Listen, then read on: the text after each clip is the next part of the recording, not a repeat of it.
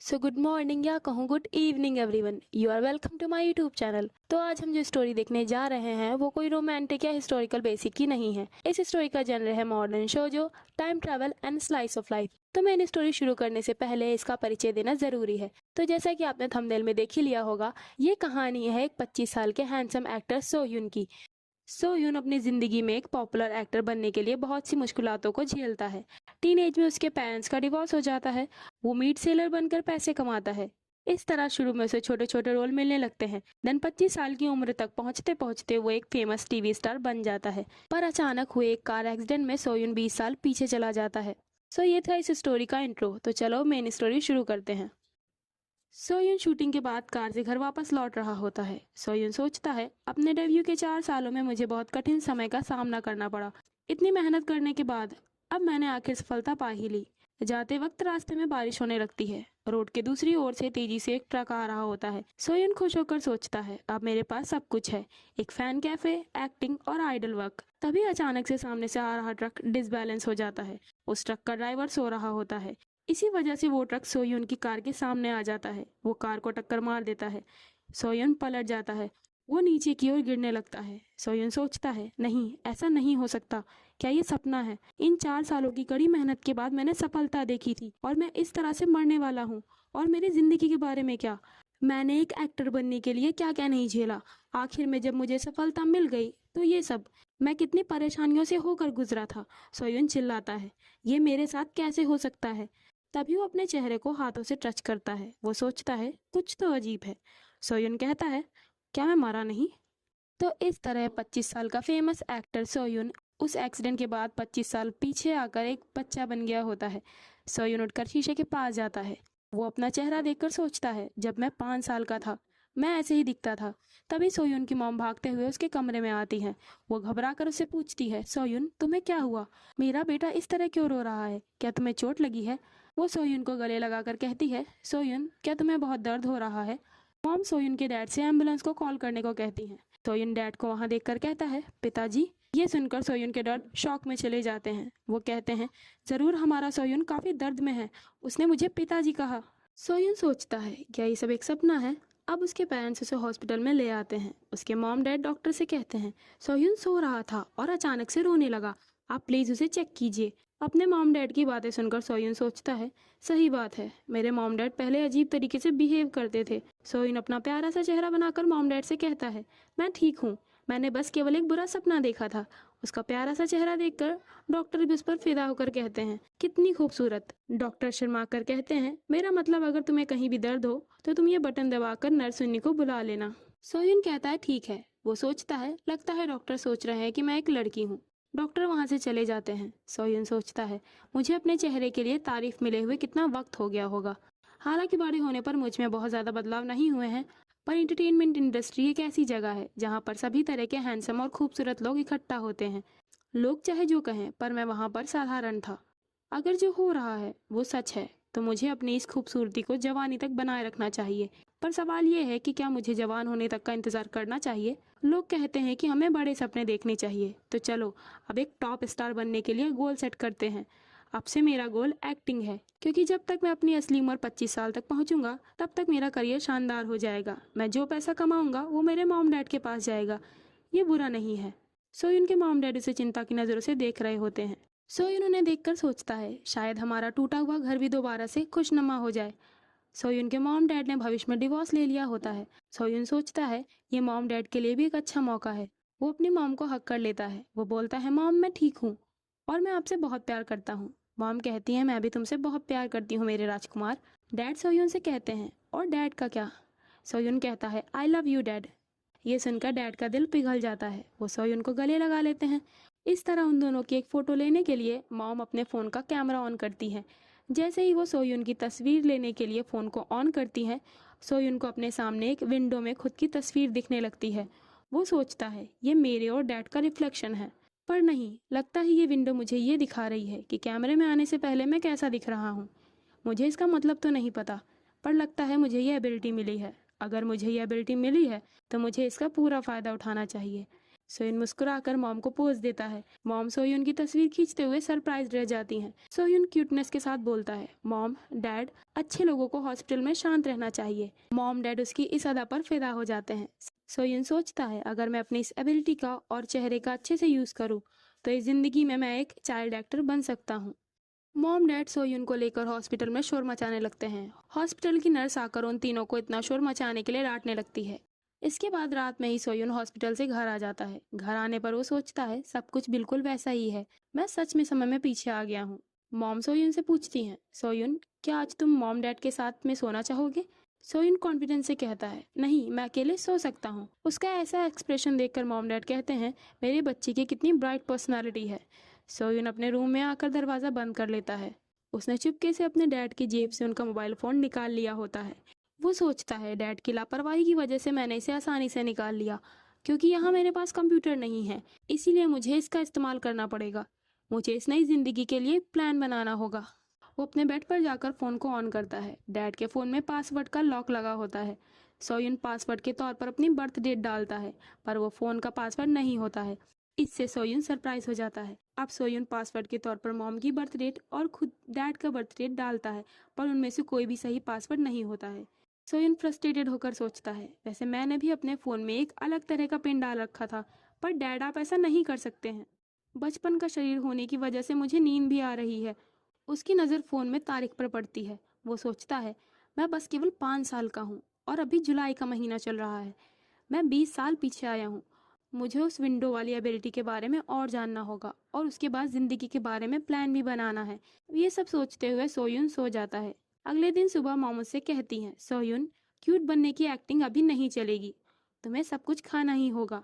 सोयुन कहता है, मॉम मैं एक्टिंग नहीं कर रहा, बल्कि मैं तो सच में क्यूट हूँ। मॉम कहती हैं, हाँ तुम क्यूट हो, पर तुम ये नहीं कर सकते। कल तुमने डैड की परमिशन के बिना उनका फ़ोन क्यों ले लिया था? मॉम सोयुन को अपने हाथ से खाना खिलाने लगती हैं। ये देखकर सोयुन को अपने पुराने दिनों की याद आ जाती है, जब उसकी मॉम उस पर ज़्यादा ध्यान नहीं देती थी। सोयुन सोचता है, मुझे इस तरह का प्यार मिले हुए काफ़ी समय हो गया था। मैं इस एहसास के बारे में बिल्कुल भूल ही गया था, क्योंकि मॉम और डैड के तलाक के पहले की लड़ाइयाँ काफ़ी लंबी और मुश्किल थीं। मॉम खाना खाते हुए सोयुन की फ़ोटोज़ लेने लगती हैं। सोयुन के सामने फिर से वही विंडो आ जाती है, जिसमें कैमरा में उसकी तस्वीर का सीन दिखने लगता है। तभी उसके मॉम के फ़ोन पर हन्ना नाम की एक लेडी का कॉल आता है। मॉम कॉल उठा लेती हैं। फ़ोन पर हन्ना उसकी मॉम से कहती है, प्लीज़ सीनियर मेरी मदद कीजिए। मॉम बोलती हैं, अब तो तुम बहुत काबिल हो चुकी हो ना, टीम लीडर हन्ना। हन्ना कहती है, आप मेरा मजाक बनाना बंद कीजिए सीनियर, मुझे आपकी हेल्प चाहिए। हन्ना किसी चाइल्ड मॉडल के बारे में मॉम को बताती है। सोयुन हन्ना की बातें सुन लेता है। सोयुन सोचता है, एक आइडल बने बगैर ये मेरे लिए एक चाइल्ड एक्टर बनने का अच्छा मौका हो सकता है। मॉम हन्ना से कहती है, नहीं मैं बिजी हूँ, मुझे अपने सोयुन की आइसक्रीम खाते हुए फोटोज लेनी है। हन्ना मॉम से कहती है, क्या सोयुन यही है? सीनियर आप प्लीज़ मेरी मदद कीजिए। उसकी इतनी रिक्वेस्ट करने पर मॉम मान जाती हैं। सोयुन भोला बनकर पूछता है, मॉम क्या वो आंटी हन्ना थी? मॉम बताती हैं, हाँ, आंटी हन्ना ने कहा है कि वो तुम्हें एक मॉडल के तौर पर यूज़ करना चाहती हैं, क्योंकि तुम बहुत क्यूट हो सोयुन। सोयुन ये सुनकर मुस्कुराने लगता है। मॉम उससे पूछती है, मेरे प्यारे सोयुन, क्या तुम आंटी हन्ना की मदद करने के लिए जाना चाहोगे? सोयुन कहता है, हाँ मुझे आंटी हन्ना पसंद है। उसकी क्यूटनेस देखकर मॉम उसे गले लगा लेती हैं। देन वो लोग शूट के लिए उस लोकेशन पर पहुंच जाते हैं। हन्ना उन्हें वहां देखकर खुश हो जाती है। वो सोयुन से कहती है, क्या तुम ही सोयुन हो? तुम तो सच में काफ़ी क्यूट हो। सोयुन कहता है, आपका शुक्रिया। वो सोयुन को कैंडी देती है। हन्ना सोयुन की मॉम से बताती है, वो औरत अपने बच्चे के लिए कम से कम 50,000 वॉन और चाह रही थी। जब मैंने उससे बातचीत करके डिसाइड करने को कहा तो उसने मना कर दिया। मॉम पूछती हैं, तुमने उसे कितने वॉन दिए थे? हन्ना बताती है, 1,50,000 won. So to avoid some confusion, won South Korea की करेंसी है, जैसे इंडिया की करेंसी रुपया है। तो उनकी बात सुनकर सोयुन सोचता है, अच्छा तो ये हुआ था। हन्ना एक्साइटेड होकर सोयुन को पकड़कर कहती है, पर अब हमें हमारा सोयुन मिल गया, तो ये एक हैप्पी एंडिंग जैसा है। मॉम उसे सोयुन से दूर हटाते हुए कहती हैं, तुम मेरे बेटे से दूर रहो और तुम यहाँ पर जम्स फैला रही हो। तभी स्टूडियो में शेड्स पहने हुए एक अंकल अचानक से अंदर आ जाते हैं। वो भारी आवाज में कहते हैं, क्या मुसीबत है, इसे और कितनी देर तक डिले किया जाएगा, चलो जल्दी से शूट करें। सोयुन घबराकर सोचता है, ये मेरा पहला शूट होगा। शूट के लिए उसका मेकअप होने लगता है। मेकअप आर्टिस्ट उसकी क्यूटनेस की तारीफ करने लगते हैं। सोयून अपनी कॉस्ट्यूम पहन लेता है। उसे वो ड्रेस थोड़ी अनकंफर्टेबल फील हो रही होती है। मेकअप आर्टिस्ट सोयून के गाल पकड़कर कहती है, ये तो बिल्कुल एक एंजल की तरह है। सोयून सोचता है, क्या मैं इसे अच्छे से कर पाऊंगा? मैंने पहले भी कई बार मॉडलिंग की है, पर बच्चों के कपड़े का ऐड करना अलग होता है। वैसे अगर मैं राइटर के इंस्ट्रक्शंस को फॉलो करूंगा तो सब ठीक ही होगा। पर अगले सीन में शूट के समय सोयून ने बड़ी बड़ी आंखें फैलाकर रखी होती हैं। वो सोच रहा होता है, भले ही ये चाइल्ड मॉडल के तौर पर मेरा पहला एक्सपीरियंस है, पर मैंने पहले कभी भी कोई कॉमर्शियल शूट नहीं किया है। मैं चिकन या खेल के ऐड के बारे में नहीं जानता, लेकिन मैंने कुछ छोटे कॉमर्शियल एड्स को फिल्माया है। सोयन फ्रस्ट्रेटेड होकर सोचता है, पर ये कैमरामैन क्या कर रहा है? ये कमीना कितनी लापरवाही से शूट कर रहा है। सोयन की फोटोज पास हो जाती है। सेट पर दो लोग आपस में बात करते हैं। उस फोटो को पास कर दिया गया, क्या ये अजीब नहीं है? सोयून उनकी ये बातें सुनकर सोचता है, अच्छा तो ये कैमरामैन मेरे सॉलिड बैकग्राउंड से चिढ़ गया है। मैं सब समझता हूँ, पर ये मेरे पहले करियर को खत्म करने की वजह नहीं बन सकता। मैं अपनी फोटोज खुद कैरी करूंगा। वो अपनी खुद की विंडो में अपना पोज देने लगता है। उसकी प्रोफेशनल स्किल को देखकर हन्ना सोयून की मॉम से पूछती है, सीनियर क्या आप अपने बेटे को कोई स्पेशल ट्रेनिंग देती हैं? मॉम पूछती है, तुम्हारा क्या मतलब है? हन्ना बोलती है, जैसे कि कंसंट्रेशन ट्रेनिंग या फिर मॉडलिंग ट्रेनिंग। सीनियर मुझे सच बताइए। मॉम फ्रस्ट्रेटेड होकर कहती हैं, जमान संभाल कर, तुम्हारा मुंह हमेशा से ही परेशानी का कारण रहता है। मॉम हन्ना से अपसेट हो जाती है। हन्ना टाइम देखते हुए सोचती है, 40 मिनट हो चुके हैं, ये तीसरा सेट है। आमतौर पर बच्चे 10 मिनट में ही बोर और इरिटेटेड हो जाते हैं, पर सोयून अभी भी मस्ती में है। सबसे बड़ी बात यह है कि सोयून कितना प्यारा है।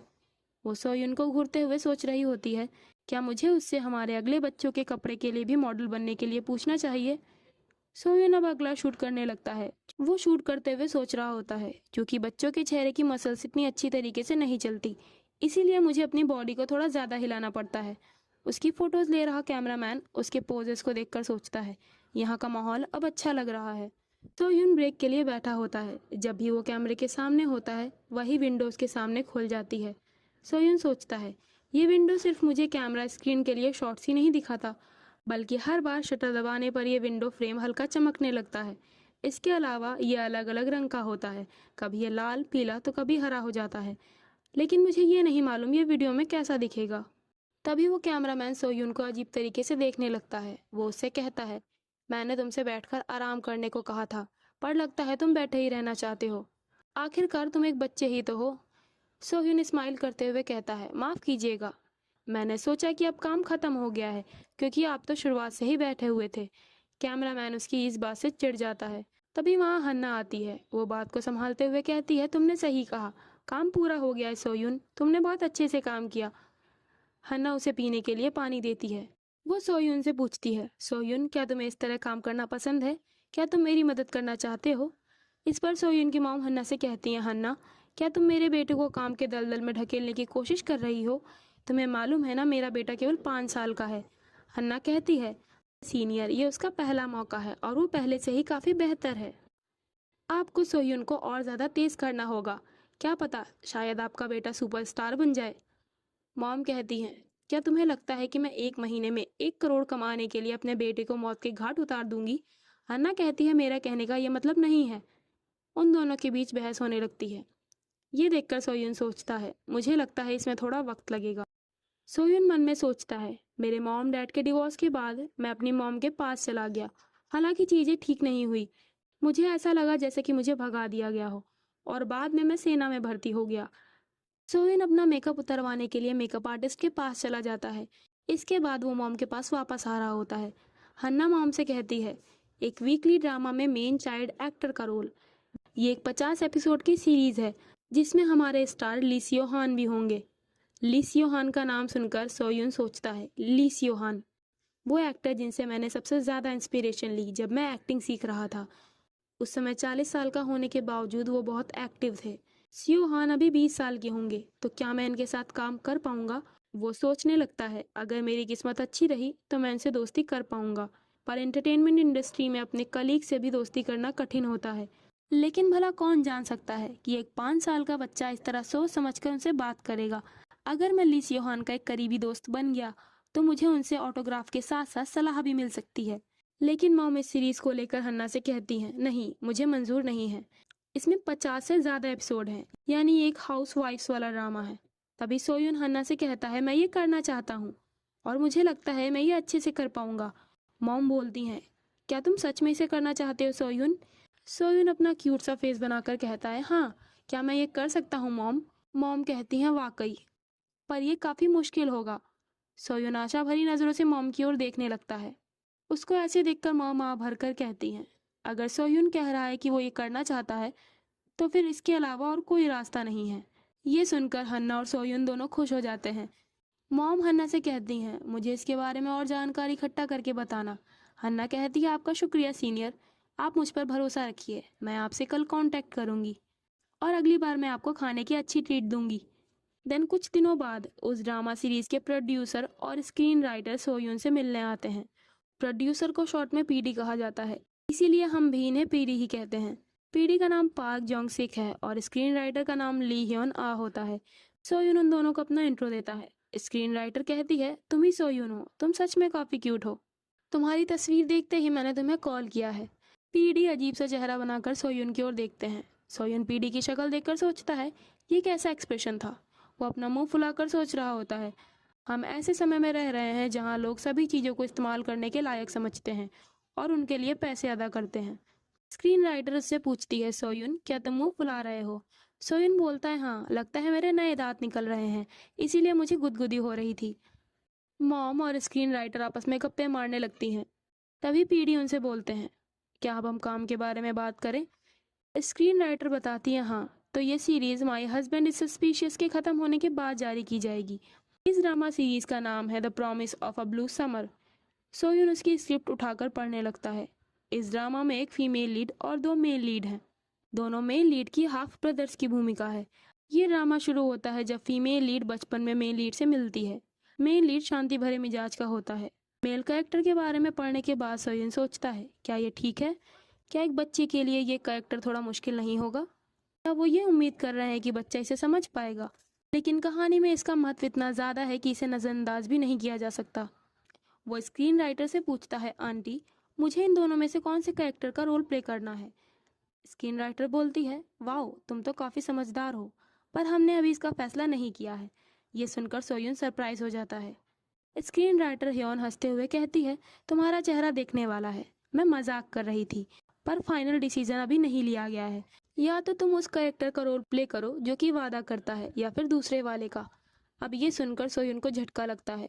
स्क्रीन राइटर की बातों से सोयून को ये समझ आ गया कि ऐसे स्क्रीन राइटर जो कि अपने माइंड में कहानी को पूरा नहीं करते और ये ऑडियंस के पीछे दौड़ते रहते हैं, वो कहते हैं वो वही लिखेंगे जो दर्शक देखना चाहते हैं। अगर इन दोनों मेल लीड में किसी एक को ज़्यादा सपोर्ट मिला तो वो उसे मेल लीड बना देंगे, पर अगर दोनों को ही बराबर सपोर्ट मिला तो वो ज़रूर कुछ करेंगे। लेकिन अगर इसको लेकर स्क्रीन राइटर पर ज़्यादा जोर डाला गया तो इससे उनके पास सोचने की क्षमता में कमी आ सकती है। सोयून निराश होकर सोचता है, मेरा डेब्यू ऐसी कहानी के साथ ही क्यों है? अतीत में वापस आने के बाद भी कुछ भी नहीं बदला। क्या मैं इसे छोड़ दूं? पर मुझे तो ये भी नहीं पता कि अगला मौका मुझे कब मिलेगा। तभी अचानक उसके दिमाग की बत्ती जलती है। सोयून सोचता है, रुको, मैं एक बच्चा हूँ, वैसे भी सारी मुश्किलें बड़े एक्टर्स को झेलनी होगी, मैं तो सिर्फ ड्रामा के शुरू में रहूँगा, मैं इतना क्यों सोच रहा हूँ। वो दोबारा से खुश हो जाता है। अब पीडी उसे कुछ पेपर्स देकर कहते हैं, क्या तुम इसे याद करके पढ़ सकते हो? अगर तुम टीवी पर आना चाहते हो तो ये स्टोरी सुनाओ। पीडी सोयून से कहते हैं, तुम याद करने को लेकर टाइम की परवाह ना करो, पर वो समझ जाते हैं कि इसमें समय लगेगा। सोयून स्क्रिप्ट को देखते हुए सोचता है, ये मेल लीड का कैरेक्टर है, वो घमंडी है और दूसरों का मजाक उड़ाता है, वो लोगों को पीठ पीछे धोखा देता है। सोयून इमेजिन करता है, एक बच्चा इस बात का फायदा उठा रहा है कि वो अभी एक बच्चा है। मॉम सोयून को देखकर परेशान होने लगती है। पीडी कॉफी पीते हुए सोचते हैं, हमें थोड़ा इंतजार करना पड़ेगा। पर 3 मिनट बाद जैसे ही पीडी की कॉफी खत्म होती है, सोयून बोलता है, मैंने ये याद कर लिया। ये सुनकर वो दोनों हैरान हो जाते हैं। सोयून मुस्कुराकर कहता है, अब मैं तैयार हूँ। पीडी कैमरा ऑन करके सोयून से कहते हैं, हम फिल्मिंग शुरू कर रहे हैं, तुम कोशिश करो और नर्वस मत होना। स्क्रीन राइटर ह्योन कहती है, सोयून, क्या मैं तुम्हारे पार्टनर का रोल निभाऊं? सोयून कहता है, हाँ प्लीज। कैमरा सामने आते ही सोयून की विंडो खुल जाती है। वो सोचता है, जब भी मैं कैमरे में शूट होता हूँ ये सिस्टम मेरे सामने आ जाता है। स्क्रीन राइटर फीमेल लीड के डायलॉग्स बोलती है, तुम कोने में क्यों बैठे हो, आओ चलो हम साथ में खेलते हैं। सोयन बोलता है कोई बात नहीं। स्क्रीन राइटर बोलती है अरे चलो भी, तुम यहाँ बोर हो रहे हो। अब सोयुन स्क्रिप्ट को टेबल पर पटक कर बोलता है मैंने पहले भी कहा मैं यहाँ ठीक हूँ, पर लगता है ये बात तुम्हारे समझ में नहीं आ रही है। वो अपने चेहरे का एक्सप्रेशन बनाकर कहता है क्या तुम बेवकूफ़ हो। उसका ये एक्सप्रेशन देखकर स्क्रीन राइटर की आंखें खुली की खुली रह जाती हैं। अब सोयन मुस्कुराते हुए सोचता है मुझे स्क्रिप्ट के अकॉर्डिंग ही काम करना चाहिए और दूसरे लोगों को रिएक्ट करने पर मजबूर कर देना चाहिए।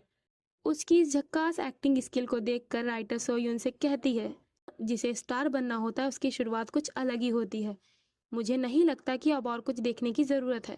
तभी मिस्टर पीडी कहते हैं चलो हम तुरंत कॉन्ट्रैक्ट तैयार करते हैं। कॉन्ट्रैक्ट तैयार हो जाता है। पीडी सोयुन से पूछते हैं क्या कुछ ऐसा है जो तुम चाहते हो सोयुन।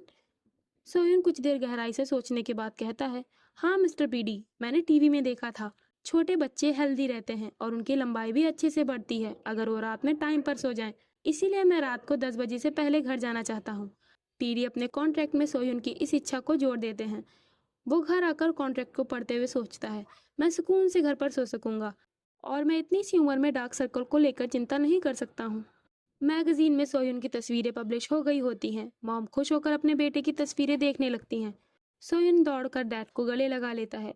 मॉम डैड से कहती हैं जब हमारा बेटा एलिमेंट्री स्कूल जाएगा बच्चे इसको लेकर आपस में झगड़ा करने लगेंगे। डैड बोलते हैं हाँ सही कहा, वैसे हमारा बेटा स्मार्ट भी है। तभी उनके फ़ोन पर किसी का मैसेज आता है। उस मैसेज में लिखा होता है कि वो अपना कंप्यूटर ऑन करके देखें, मैंने एक लिंक भेजा है, ये तुम्हारा ही बेटा है ना। सोयुन के डैड कंप्यूटर ऑन करके उस लिंक को चेक करते हैं। उन फोटोज़ को देखकर डैड मॉम से कहते हैं हन्ना ने तो कहा था कि वो फोटोग्राफर्स के अलावा किसी और को हमारे सोयुन की फ़ोटोज़ नहीं लेने देगी। मॉम बोलती हैं आजकल हर कोई नई चीज़ों की तस्वीर ले रहा है, इसीलिए मैं भी चाहती हूँ कि ये चीज़ें बंद हो जाए। सोयुन ये देखकर सोचता है ये फ़ोटोज़ कुछ ज़्यादा ही फैल गई। आखिरकार भगवान खुद भी इंटरनेट पर इंफॉर्मेशन फैलने से नहीं रोक सकते, तो आखिर मैं कौन हूँ।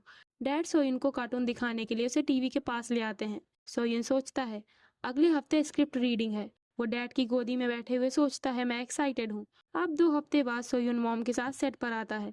तभी उसके पास एक ब्लॉन्ड हेयर वाला हैंडसम लड़का वहाँ आता है। ये लड़का इस ड्रामा का मेन लीड क्वाक चैमिन होता है। वो सोयुन को देखते ही उसे कस के पकड़कर बोलता है सोयुन तुम आज भी बहुत क्यूट लग रहे हो। चैमिन उसे प्यार करते हुए कहता है तो मुझे ह्यूंग बुलाया करो। तो सोयुन चैमिन से अपनी स्क्रिप्ट रीडिंग के दौरान मिला था, तभी से चैमिन सोयुन की क्यूटनेस पर फिदा हो गया है। उसकी किसस से सोयुन के गाल लाल हो जाते हैं। चैमिन उसे गोद में उठाकर कहता है आज मैं तुम्हें ड्रेसिंग रूम तक ले चलता हूँ। सोयुन की मॉम उसे कहती हैं पर वो खुद चल सकता है एक्टर। चैमिन कहता है अरे कोई बात नहीं, मैं इसे ले चलता हूँ। स्टाफ के लोग चैमिन को ग्रीट करते हैं। ये देखकर सोयुन सोचता है सभी लोग इसे ग्रीट कर रहे हैं, ये बात सच है। मेल लीड एक्टर की पावर कुछ अलग ही होती है। सोयुन अपने सीन को शूट करने के लिए ड्रेसअप और मेकअप करके वहाँ आ जाता है। फीमेल लीड का किरदार निभाने वाली चाइल्ड एक्टर उसे हाथ हिलाकर हेलो करती है। पहले सीन की शूटिंग शुरू हो जाती है। ये सीन होता है जहाँ बारिश के बीच फीमेल लीड छोटी गायुन रोते हुए मेल लीड जीवॉन जो कि सोयुन है उसके पास आती है। जीवॉन उसे कठोर शब्दों में बोलता है पर असल में जीवॉन को फीलिंग्स को लेकर कोई एक्सपीरियंस नहीं होता है। गायुन पीछे से आकर जीवॉन से कहती है तुम कहाँ जा रहे हो जीवॉन। जीवॉन कहता है तुम्हारा इससे कोई मतलब नहीं है, तुम अपनी इस क्यूटनेस का जलवा जाकर बड़े लोगों के सामने दिखाओ। गायुन ये सुनकर रोने लगती है। वो बोलती है मुझे माफ़ कर दो, मैं तुम्हारी परवाह करती हूँ। यहाँ पर जीवॉन को अपनी फीलिंग्स, जेलसी और अकेलेपन के बारे में एहसास हो जाता है और वो गायुन को अपने दोस्त के तौर पर एक्सेप्ट कर लेता है। जीवॉन गायुन के गालों पर हाथ रखकर कहता है तुम सच में अजीब हो। गायुन तुम रो मत। सोयुन एक शानदार इमोशनल एक्सप्रेशन देता है। सोयुन के इस दमदार एक्सप्रेशन को देखकर एक्टर चैमिन सरप्राइज हो जाता है। वो बोलता है ये काफ़ी अच्छा हुआ कि आज मैं यहाँ आया। ये बच्चा जो कि भी केवल 5 साल का है, ये अपनी आवाज़ की काफ़ी चिंता करता है। ये हमेशा बड़ों की तरह बातें करता है और उन्हीं की तरह लोगों को ग्रीट करता है। पहले मुझे ये लगा कि ये बच्चा किसी घरेलू हिंसा का शिकार होगा। उसके बगल में खड़ा सहायक उससे कहता है तुम थोड़ा ढंग से बोलो, अगर तुम ऐसे ही बात करते रहोगे तो मैं तुम्हारी आंटी को कॉल कर दूंगा। चैमिन उसे अनदेखा करके कहता है खैर आज मैंने उसे खुद अपनी आंखों से देख लिया, ये कोई भ्रम नहीं बल्कि हकीकत है। चैमिन सोचता है यंग फीमेल लीड सियोरा की आवाज़ क्लियर और बढ़िया है, पर सोयुन की एक्टिंग में कई ऐसे पार्ट्स हैं जो उसके कैरेक्टर से मिलते जुलते हैं। उसके डायलॉग छोटे हैं और एक्सप्रेशन भी लिमिटेड हैं, लेकिन यहाँ सोयुन ने अपने कंट्रोल्ड इमोशन दिखाए हैं। वो इन इमोशन को अपनी आंखों और आवाज़ से एक्सप्रेस करता है। वो किसी कैरेक्टर की बारीकियों को आराम से बता सकता है। चायमिन आगे सोचने लगता है। एक क्लोजअप सीन में आईब्रो के हाव भाव और चेहरे की बनावट कैप्चर की जाती है। एक बेहतर एक्टर को पता होता है कि इसे कैसे यूज किया जाता है। ये कैरेक्टर की पर्सनालिटी के बारे में गहराई से बताता है। वैसे ये चीज़ किसी चाइल्ड एक्टर में नहीं मिलती है, खासकर जिसने अभी ही अपना डेब्यू किया हो, पर सोह्यून ये कर रहा है। ये एक ऐसी चीज़ है जिसे एक्सपीरियंस के जरिए सीखा जाता है, पर सोह्यून एक 5 साल का बच्चा है जो ये कर रहा है, तो इसे सिर्फ एक टैलेंट नहीं कहा जा सकता। वो सोह्यून को देखकर सोच रहा होता है, सोह्यून एक चमकते हुए तारे जैसा है। इस तरह सोह्यून के पहले सीन का शूट खत्म हो जाता है। उनका पहला सीन शूट हो जाता है। उसकी दमदार एक्टिंग को देखकर एक्टर चायमिन उससे इम्प्रेस हो जाता है। फीमेल चाइल्ड एक्टर सोह्यून से कहती है, सोह्यून तुम्हारी एक्टिंग सच में बहुत बढ़िया थी। सोह्यून कहता है, शुक्रिया, वैसे तुम भी रोने की अच्छी एक्टिंग कर लेती हो। चाइल्ड एक्टर कहती है, क्या तुमने ऐसी एक्टिंग अपने मॉम या डैड से सीखी है? सोह्यून सोचता है, मेरे डैड एक सिविल सर्वेंट है और मेरी मॉम एक डिज़ाइनर है। उनका एक्टिंग से दूर दूर तक कोई लेना देना नहीं है। पर फिर भी सोह्यून हाँ में अपना सर हिला देता है। चाइल्ड एक्टर बताती है, मेरी मॉम एक फेमस एक्ट्रेस है, पर वैसे अब वो रिटायर हो चुकी है। सोह्यून उससे उनका नाम पूछता है। वो बताती है, मेरी मॉम का नाम ली जियोंग यून है। सोह्यून मन में सोचने लगता है, वैसे अगर ये फेमस एक्ट्रेस होती तो मैं इसके बारे में ज़रूर जानता होता, पर मेरे दिमाग में इस नाम से कोई एक्ट्रेस याद नहीं आ रही है। सोह्यून सियोरा से पूछता है, तुम अपनी मॉम को बहुत पसंद करती हो, है ना? सियोरा बताती है, हाँ बहुत ज़्यादा। प्रोड्यूसर उन दोनों को अगले सीन के लिए बुलाते हैं। वहाँ खड़े कुछ दूसरे चाइल्ड एक्टर उन्हें अजीब तरीके से देख रहे होते हैं। सियोरा धीरे से सोह्यून से बोलती है, क्या मैंने कुछ गलत किया है? वो चाइल्ड एक्टर उन्हें देखकर आपस में उन दोनों का मजाक बनाने लगते हैं। सोह्यून आराम से सोचने लगता है, इन सबको इस बात से जलन हो रही होगी कि मुझे और सियोरा को मेन लीड के रूप में चुना गया है। वो सियोरा से कहता है, तुम परेशान मत हो, चलो हम वहाँ चले। डायरेक्टर कमांड देते हैं और सीन की शूटिंग शुरू हो जाती है। ये सीन होता है जहाँ वो बच्चे आकर जीवो यानी सोह्यून को परेशान करने लगते हैं। सोह्यून अपनी बुक पढ़ रहा होता है। उनमें से एक लड़का उसे थप्पड़ मारने के लिए अपना हाथ आगे बढ़ाता है। तभी सोह्यून अपनी ग्रेट एक्टिंग स्किल दिखाते हुए बोलता है, तुम भौंक क्यों रहे हो? उसका ऐसा एक्सप्रेशन देखकर वो बच्चे उससे इम्प्रेस हो जाते हैं। उनमें से एक बच्चा बोलता है, तुम सच में बहुत क्यूट हो। तभी डायरेक्टर बोलते हैं, कट कट कट, तुम गाय उनकी लाइन क्यों बोल रहे हो? हम ब्रेक के बाद इसे दोबारा से शूट करेंगे। वो बच्चा कहता है, मैं माफी चाहता हूँ। अपनी इस गलती की वजह से वो निराश हो जाता है। सोह्यून उसे दिलासा देते हुए बोलता है, बड़ों से भी गलतियां होती हैं, तुम मेरे साथ अगली बार अच्छे से कोशिश करना। वो सोचता है, इस तरह मैं भी घर जल्दी जा पाऊंगा। वो बच्चा इमोशनल होकर सोह्यून से कहता है, तुम्हारा शुक्रिया। इस तरह सोह्यून की बदौलत बिना किसी परेशानी के आगे का सीन शूट हो जाता है। अगले दिन सोह्यून शूटिंग के सेट पर आता है। उसे देखकर सेट के वर्कर्स उसे ग्रीट करने लगते हैं। सोह्यून सोचता है, कल की शूटिंग अच्छे से निपट गई। मुझे लगता है अब ये लोग मुझे सिर्फ एक प्यारे बच्चे के सिवाय एक चाइल्ड एक्टर के तौर पर भी देखने लगे हैं। आज मेरे शूटिंग की टाइमिंग 2 बजे से है, लेकिन यहाँ मेरे 9 बजे आने का केवल एक कारण है, क्योंकि ये उनके आने का वक्त है। तो सोह्यून यहाँ पर एक्टर ली सियोहान के बारे में बात कर रहा होता है। तभी वहाँ एक्टर ली सियोहान सेट पर आ जाते हैं। सोह्यून उसे ग्रीट करते हुए कहता है, हेलो सीनियर, मैं कांग सोह्यून हूँ, जो कि यंग जीवू का किरदार निभा रहा हूँ। सियोहान बोलता है, तुम्हारा स्वभाव काफी नरम है, सब लोग तुम्हारी तारीफ कर रहे थे, इस उम्र में भी तुम काफी अमेजिंग हो। सोह्यून खुश होकर कहता है, थैंक यू। वो सोचता है, सियोहान तो करीब से और भी ज्यादा कूल दिखते हैं। मुझे खुशी है कि आज मैं यहाँ जल्दी आ गया, मैं इनसे दोस्ती करना चाहता हूँ। सेट का एक पर्सन सियोहान को बताता है, सोह्यून आजकल हमारे सेट का आइडल है। उसका चेहरा बहुत क्यूट है और वो लोगों को अच्छे से ग्रीट करता है। उसकी एक्टिंग भी शानदार है। ये सुनकर सियोहान धीरे से मुस्कुराकर कहता है, एक चालाक लड़का जो कि प्यारा है। सोह्यून चिंता भरी नजरों से उसे देख रहा होता है। अब वहां से जाते हुए एक्टर ली सियोहान अननोइंग से एक्सप्रेशन बनाकर सोह्यून से कहता है, तुम आज शूटिंग में अच्छे से काम करना। सोह्यून कंफ्यूज होकर कहता है, आपका शुक्रिया।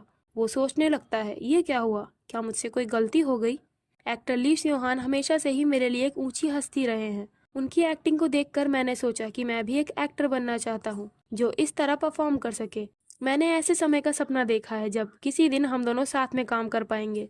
मैं चाहता था कि सियोहान मुझे एक एक्टर के तौर पर पहचाने, और जब मैं अब 5 साल का हो गया हूँ, मैंने सोचा इसे हकीकत में बदलने का मौका मिल गया है। सोह्यून चिंता में सोच रहा होता है, एक्टर सियोहान ने ऐसा एक्सप्रेशन क्यों दिया?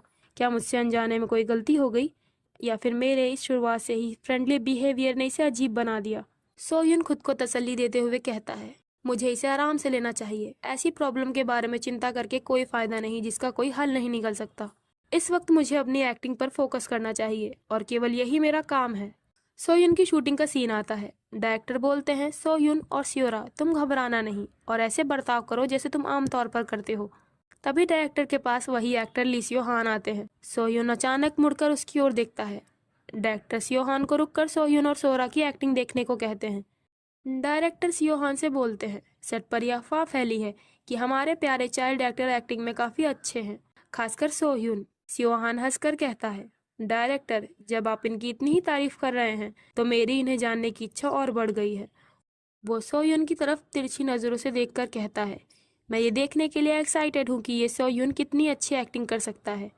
उसकी ये बात सुनकर सोयुन टेंशन में आ जाता है। डायरेक्टर कहते हैं, हाँ ज़रूर, ये देखकर आपको ज़रूर अच्छा लगेगा। सोयुन सोचता है, अब मुझे क्या करना चाहिए?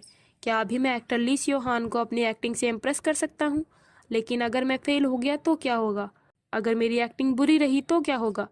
तभी डायरेक्टर चिल्लाकर कहते हैं, कट। सियोरा धीरे से उसे बताती है, सोयुन क्या हुआ? ये डायलॉग बोलने की तुम्हारी बारी थी। ये सुनकर सोयुन के होश उड़ जाते हैं। एंड ड्रिंक ब्रेक के समय डायरेक्टर सियो हान से बोलते हैं, आमतौर पर वो ऐसी गलतियां नहीं करता, लेकिन आज अचानक उसने ये गलती कर दी। लगता है सोयुन तुम्हारे वहाँ होने से नर्वस हो गया होगा। डायरेक्टर हंसते हुए कहते हैं, वैसे मैंने बहुत बड़ी बड़ी बातें की थी, इसीलिए अब मुझे ऑकवर्ड फील हो रहा है। सियोहान बोलता है, कोई बात नहीं डायरेक्टर। डायरेक्टर कहते हैं, खैर आखिरकार वो कितना भी अच्छा काम करे, फिर भी वो है तो एक चाइल्ड एक्टर, वो भी बच्चे ही तो हैं। जैसा कि कहा जाता है, आपको एक बच्चे से बहुत ज्यादा उम्मीदें नहीं लगानी चाहिए। सोयुन साइड में खड़ा होकर उनकी सारी बातें सुन लेता है। अब वो एक बेंच पर आकर बैठ जाता है। वो सोचता है, मैं सिर्फ अपनी खूबसूरती नहीं बल्कि एक रिस्पेक्टेड चाइल्ड एक्टर के तौर पर पहचाना जाना चाहता था। मुझे ये उम्मीद थी कि लोग मुझे एक्टर सोह्यून के नाम से जानेंगे, पर अब ऐसा लगता है कि अब तक की गई सारी कोशिशें एक गलती के कारण नाकामयाब हो गई। सोह्यून रोने लगता है। वो सोचता है, शायद फिर से बच्चा बनने की वजह से बिना कारण ही मेरे आंखों से आंसू आने लगते हैं। तभी वहाँ एक्टर चैमिन आता है। वो बोलता है, सोह्यून तुम यहाँ अकेले क्या कर रहे हो और तुम्हारी मॉम कहाँ है? उसकी सूजी हुई आंखें देखकर चैमिन उससे पूछता है, क्या तुम रो रहे हो? सोह्यून बोलता है, कुछ खास नहीं। चैमिन कहता है, कोई भी बता सकता है कि कुछ तो हुआ है। किसने हमारे सोह्यून को इस तरह सूजे हुए चेहरे में बदल दिया? ऐसा किसने किया है? तुम बस मुझे उसका नाम बताओ, मैं उसे देख लूंगा। सोह्यून बोलता है, कोई बात नहीं, आप इसकी चिंता मत करिए। वो थोड़ा सोचते हुए कहता है, जरा रुको, मैं अंदाजा लगाने की कोशिश करता हूँ कि किसने तुम्हारे साथ ऐसा किया है। क्या ये सब सीनियर एक्टर ली सियो हान की वजह से है? सोह्यून सियो हान का नाम सुनकर सोचता है, क्या ये इंसान कोई जादूगर है? पर इसने ये कैसे पता लगा लिया? चैमिन बोलता है, तुम्हारे चेहरे के हाव भाव को देखकर लगता है मैंने सही अनुमान लगाया। सोह्यून पूछता है, पर आपको ये कैसे पता चला? चैमिन कहता है, ये हमारे प्यारे जूनियर के चेहरे पर साफ तौर पर लिखा हुआ है। तो आखिर क्या हुआ था, तुम मुझे बता सकते हो सोह्यून? सोह्यून उसे बताता है, अगर ईमानदारी से कहूँ तो मुझे अभी भी कुछ नहीं पता है, पर सच ये है कि मैंने डायलॉग में गलती की, लेकिन सियो हान शुरू से ही मेरी ओर कंफर्टेबल नहीं थे। चैमिन बोलता है, सीनियर सियो हान थोड़े सख्त हैं, है ना? चैमिन सियो हान के बारे में बताता है, ली सियो हान एक टैलेंटेड एक्टर का ठोस उदाहरण है। वो थोड़े सख्त हैं, पर उन्हें अपनी एक्टिंग पर गर्व है और वो अपने उन साथियों को नापसंद करते हैं जिनकी एक्टिंग दमदार नहीं होती है। जब बात एक्टिंग की आती है तो उनकी पर्सनैलिटी डिमांडिंग बन जाती है। इसके बावजूद वो मेरे साथ काफ़ी अच्छे से पेश आते हैं। अब सोह्यून खुश होकर कहता है, ये बढ़िया है। वो ऐसे इसलिए हैं क्योंकि वो अपने प्रोफेशन को लेकर सजग हैं। चैमिन हैरान होकर बोलता है, सोह्यून तुमने ये कहाँ से सुना?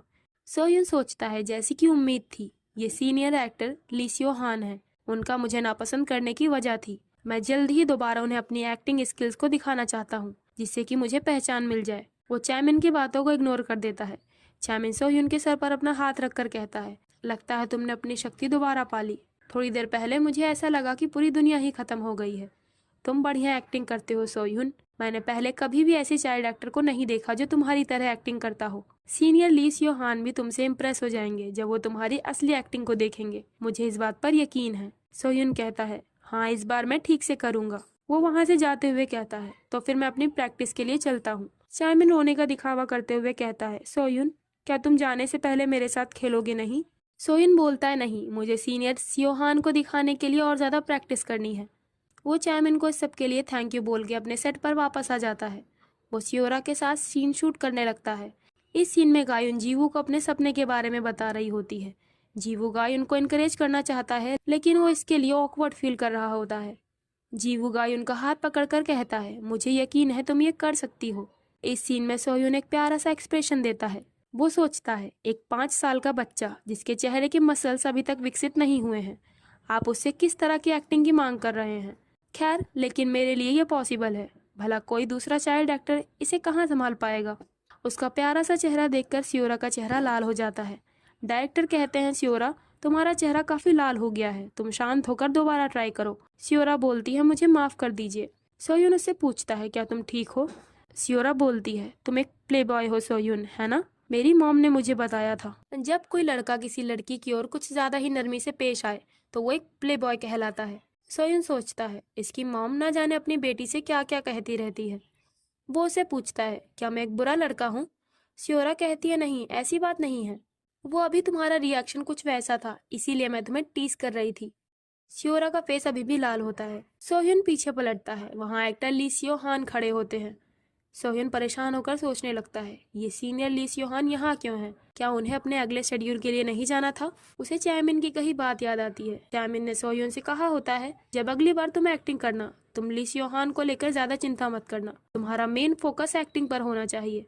सोह्यून चैमिन को याद करते हुए मन में बोलता है, ये जरूर इस इंसान का काम है, पर जो भी हो, ये मेरे लिए एक मौका है। मैं उनसे दोबारा ग्रीट करने के लिए जाता हूँ। वो सियोहान के पास जाकर उससे हेलो करता है।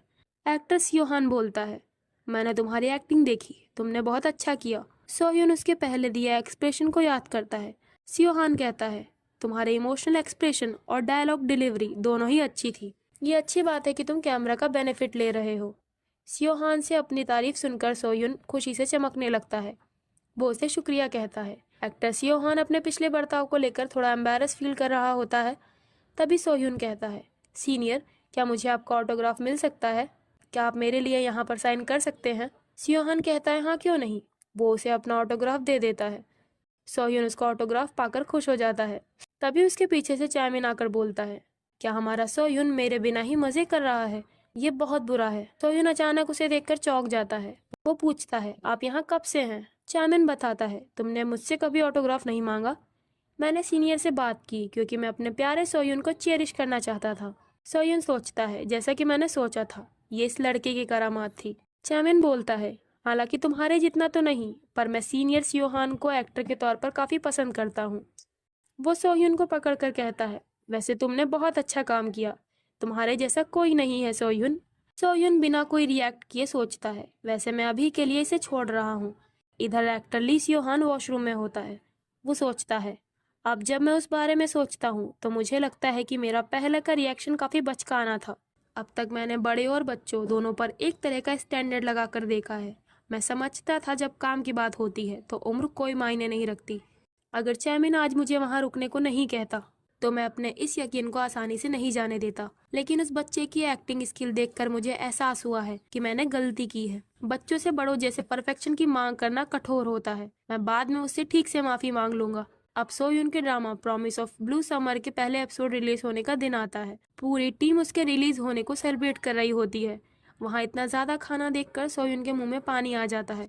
मॉम सोह्यून से कहती हैं, सोह्यून तुम्हें सब्जियां भी खानी चाहिए। सियोरा भी वहीं बैठी होती है। सोह्यून सियोरा को देखकर सोचता है, सियोरा अब ठीक लग रही है। पर पहले जो इसने कहा, तो कुछ वक्त पहले शूटिंग खत्म होने पर सियोरा सोह्यून से पूछती है, सोह्यून क्या तुम ये पहली बार एक्टिंग कर रहे हो। तुम सच में बहुत इम्प्रेसिव हो, जो कि मैं बिल्कुल भी नहीं हूँ। सोह्यून उसकी ऐसी बातों पर उसे हैरानी से देखने लगता है। सियोरा बोलती है, जब मैं तुम्हारे साथ एक्टिंग करती हूँ तो मुझे आलोचना का सामना करना पड़ता है। तुम बगैर ज्यादा ध्यान दिए अपने चेहरे के एक्सप्रेशन दे सकते हो। सोह्यून सोचता है, सियोरा भले ही एक चाइल्ड एक्टर है, पर वो एक असली एक्टर की तरह सोचती है। मुझे नहीं पता था कि इसके पास ऐसी चिंताएं होंगी। वो टाइम देखकर सोचता है, अभी कुछ वक्त बाकी है। वो सियोरा से कहता है, सियोरा क्या तुम किसी बात को लेकर परेशान हो। वो कहती है, पर तुम्हें इस बारे में कैसे पता चला। सोह्यून स्माइल करते हुए सोचता है, ये तो तुम्हारे फेस पर ही लिखा हुआ है। सियोरा बताती है, दरअसल मेरी मॉम हमेशा मुझसे कहती है, एक असली एक्टर वही होता है जो एक सच्चा कैरेक्टर बन जाए और वो अपनी एक्टिंग से लोगों के दिल को छू लेता है। लेकिन मैं ये सब नहीं कर सकती, इसीलिए मैं सब कुछ रट लेती हूँ। तो मैं यही सोच रही थी कि मैं आखिर तुम्हारी तरह कैसे बन सकती हूँ। ये सब सुनकर सोह्यून सोचता है, ये अपनी उम्र के साथियों से कहीं ज्यादा मैच्योर है और उसकी हर बातों में मॉम की मौजूदगी होती है। वो सियोरा से कुछ कहने चलता है, तभी दरवाजे पर से आवाज आती है, सोह्यून घर चलने का वक्त हो गया। वहाँ सोयून की मॉम आई हुई होती हैं। सियोरा को लेने के लिए उसके अंकल आते हैं। अब प्रेजेंट में सोयून सोचता है, अगर इसकी जगह कोई और चाइल्ड एक्टर होता तो मैं ऐसा दिखावा करता जैसे मैं इसके बारे में कुछ नहीं जानता, पर मैं सियोरा के साथ ऐसा नहीं कर सकता। शायद ऐसा इसलिए है क्योंकि सियोरा मेरी पहली को एक्टर है। चामिन सोयून के कंधे पर हाथ रखकर साथ में फोटो लेने के लिए फोन का कैमरा ऑन करता है। सोयून सोचता है, ये कभी भी अचानक से प्रकट होकर मेरे पास आ जाता है। खींची हुई फोटो को देखकर चामिन बोलता है, आमतौर पर किसी से अचानक फोटो लेने पर लोग घबरा जाते हैं, पर सोयून तुम्हारा सीक्रेट क्या है? सोयून स्माइल करते हुए सोचता है, इसमें कोई परेशानी नहीं है, वो लोग घर पर दिन भर मेरे साथ यही किया करते हैं।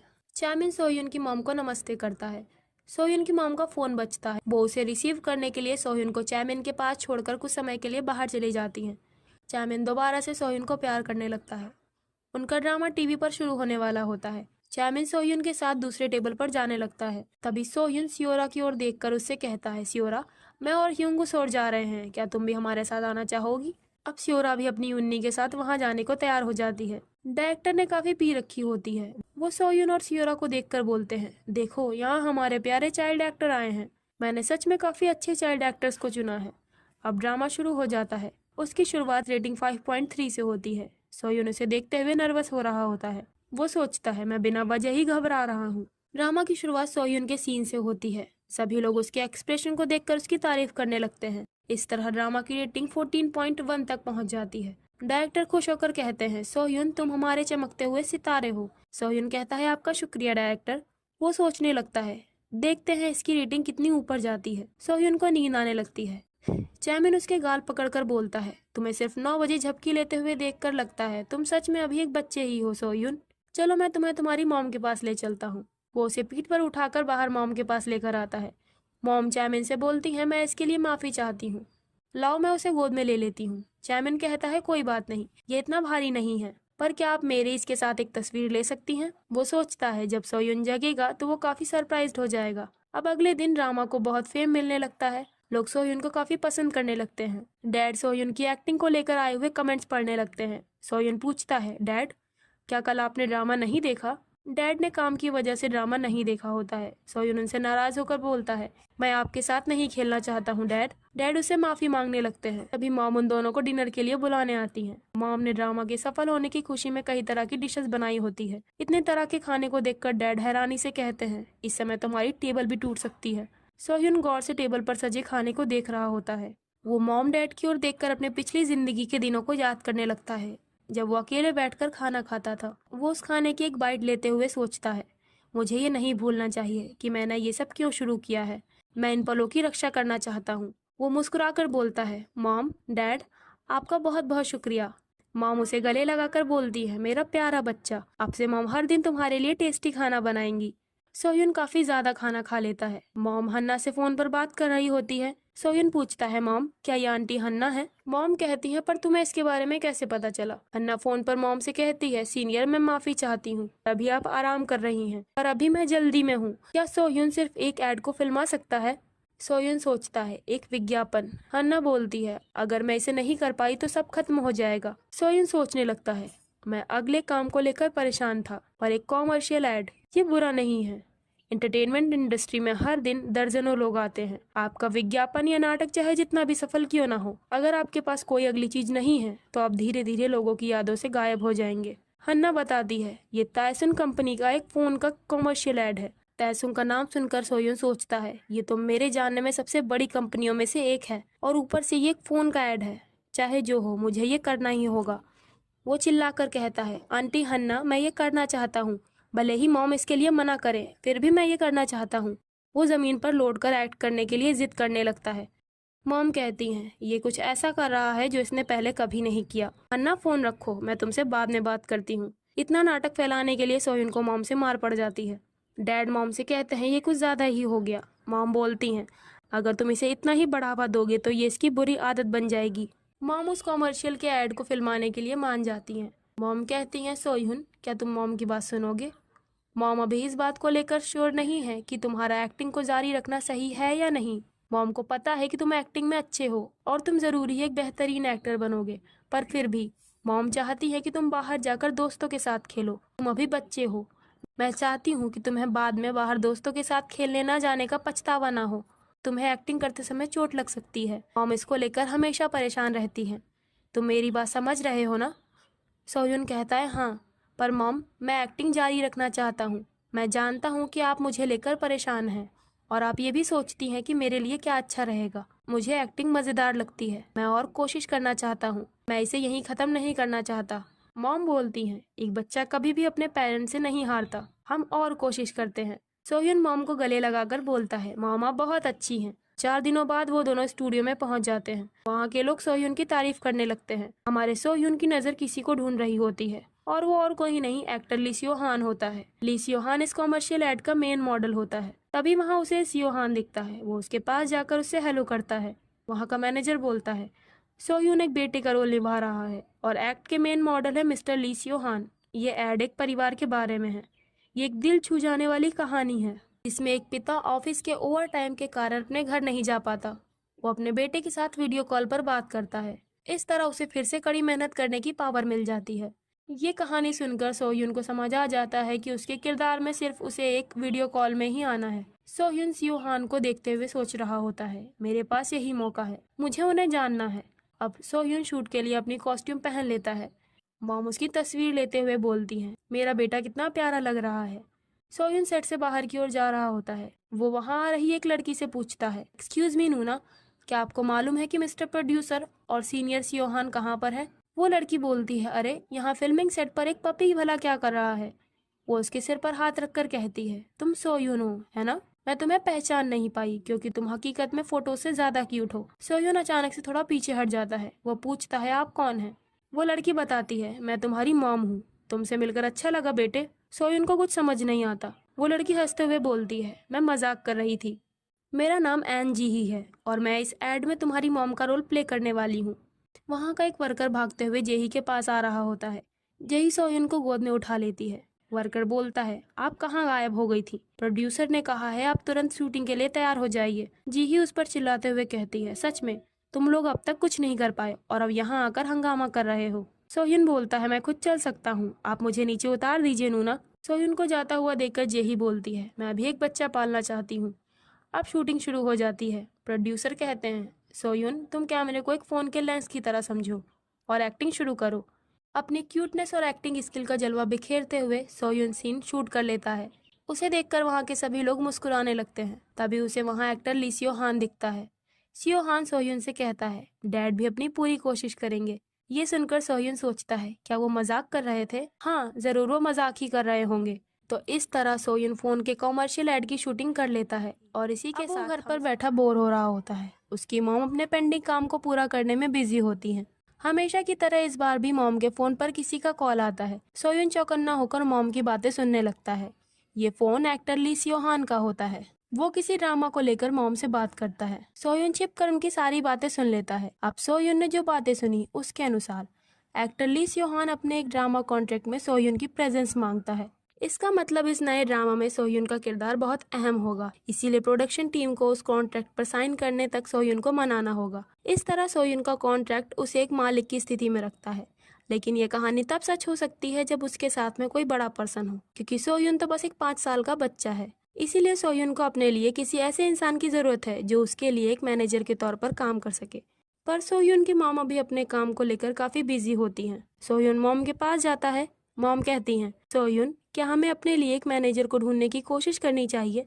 सोह्युन हैरानी से बोलता है, मुझे लगा कि मॉम एक बढ़िया बातचीत करने वाली साबित होंगी, पर तभी मॉम सोह्युन के माथे पर मारकर बोलती हैं, आखिर ये लड़का अपनी माँ को क्या समझता है? वो कहती हैं, सोह्युन तुमने जो रास्ता चुना है, तुम्हारी मॉम उसका सपोर्ट करने वाली सबसे बड़ी पिलर है। मैं तुम्हें उस चीज पर अपना फोकस बनाए रखने देना चाहती हूँ जो तुम करना चाहते हो। सोह्युन बोलता है, मॉम आपका शुक्रिया। अब इस तरह सोह्युन के मैनेजर बनने के लिए एक्टर चाय मिन एक आदमी को उनके पास भेजता है। वो सब लोग कैफे में होते हैं। इस पर्सन का नाम चोई सेंगिल होता है। सेंगिल सोह्युन की मॉम को अपना कार्ड देता है। मॉम सोह्युन से रिलेटेड मैटर को लेकर अधिकतर सेंसिटिव रहती हैं। जाहिर सी बात है, ये उनके प्यारे बच्चे का मामला है। पर मिस्टर सेंगिल से थोड़ी देर बात करने के बाद वो उन्हें सोह्युन का मैनेजर बनाने के लिए राजी हो जाती हैं। सेंगिल अपने बैग से कुछ डॉक्यूमेंट निकालते हुए बोलता है, एक्टर सोह्युन के बारे में हमने जो जानकारी मिली उसके अकॉर्डिंग ये वो डेटा है जिसका मैंने एनालिसिस किया है। उन पेपर्स को देखकर सोयुन हैरान हो जाता है। वो मन में एक्टर चैमिन को थैंक यू बोलता है। अब नए ड्रामा में रोल के लिए कॉन्ट्रैक्ट करने का दिन आता है तो इनके मैनेजर सांगिल ड्रामा के प्रोड्यूसर से कहते हैं, लगता है आप हमारे एक्टर को ड्रामा में कास्ट करने के लिए इंटरेस्टेड नहीं है मिस्टर पीडी। प्रोड्यूसर कुछ भी साफ साफ कहने में हिचकिचा रहे होते हैं। मैनेजर बोलता है, क्या भला ये कीमत सही है? हमारे एक्टर कांग सोयुन, प्रेजेंट टाइम में उन्होंने famous drama promise of the blue summer में रोल किया है जिसको 30% व्यूअर्स की रेटिंग मिली है। इस कॉन्ट्रैक्ट में एक्टर सोयुन सिर्फ एक बोनस ही नहीं बल्कि वो एक्टर ली सियोहान की कास्ट के लिए एक अहम हिस्सा है। प्रोड्यूसर बोलते हैं, हाँ लेकिन चाइल्ड एक्टर का पेमेंट। तभी मैनेजर के फोन पे किसी का मैसेज आता है। वो उस मैसेज को पढ़ने के बाद स्माइल करते हुए कहता है, मुझे क्या करना चाहिए? ये लव कॉल्स रुकने का नाम ही नहीं ले रही हैं। इसके बावजूद बड़े और सम्मान वाले लोगों से बात करने के लिए पहले मैं यहाँ आया, यहाँ तक कि मुझे लगातार ऑफर्स मिल रहे हैं, फिर भी मैं यहाँ आपके पास आया हूँ। इससे प्रोड्यूसर समझ नहीं पा रहे होते कि वो क्या कहें। सोयुन भी मैनेजर के साथ में होता है। प्रोड्यूसर उससे पूछते हैं, तुम क्या सोचते हो सोयुन? सोयुन बोलता है, मुझे लगता है ड्रामा मजेदार होगा, पर मॉम ने मुझे मैनेजर सांगिल की बात सुनने को कहा है, तो प्लीज मिस्टर पीडी, मैनेजर सांगिल जो कह रहे हैं आप प्लीज उनकी बात मान लीजिए ना। सोयुन अपना भोला सा फेस बनाकर कहता है, मुझे अपनी एक्टिंग पर पूरा भरोसा है। अब प्रोड्यूसर के मन में गलती की फीलिंग आने लगती है। वो कहते हैं, मैं जानता हूँ सोयुन एक्टिंग में बहुत अच्छा है। मैनेजर बोलता है, खैर अब तो आप समझ ही गए होंगे कि हमारे एक्टर के लिए ये कीमत कम क्यों है। पीडी, आप इमेजिन करें, दो फेमस एक्टर्स जो इस समय डिस्कशन के टॉपिक बने हुए हैं, वो एक साथ नए ब्रॉडकास्टिंग स्टेशन ड्रामा टीएनबी में दिखाई दे रहे हैं। 4% व्यूअर्स की रेटिंग पाने की चुनौती कोई सपना नहीं है। पीडी कहते हैं, 4%? क्या ये पॉसिबल है? मैनेजर बोलता है, बेशक। 4% रेटिंग, इसका मतलब ये होगा कि पीडी आप टीएनबी के संस्थापक कंट्रीब्यूटर बन जाएंगे। अगर आप हमारे एक्टर को चुनते हैं तो ये ड्रामा पक्की तौर पर सफल होगा। इस तरह पीडी मैनेजर की झांसे में आ जाते हैं। वो सोयुन को अपने ड्रामा में अच्छी कीमत पर कास्ट कर लेते हैं। देन अब 7 हफ्तों बाद सोयुन स्क्रिप्ट रीडिंग के लिए आता है। मैनेजर सोयुन को पीने के लिए गर्म चाय देता है।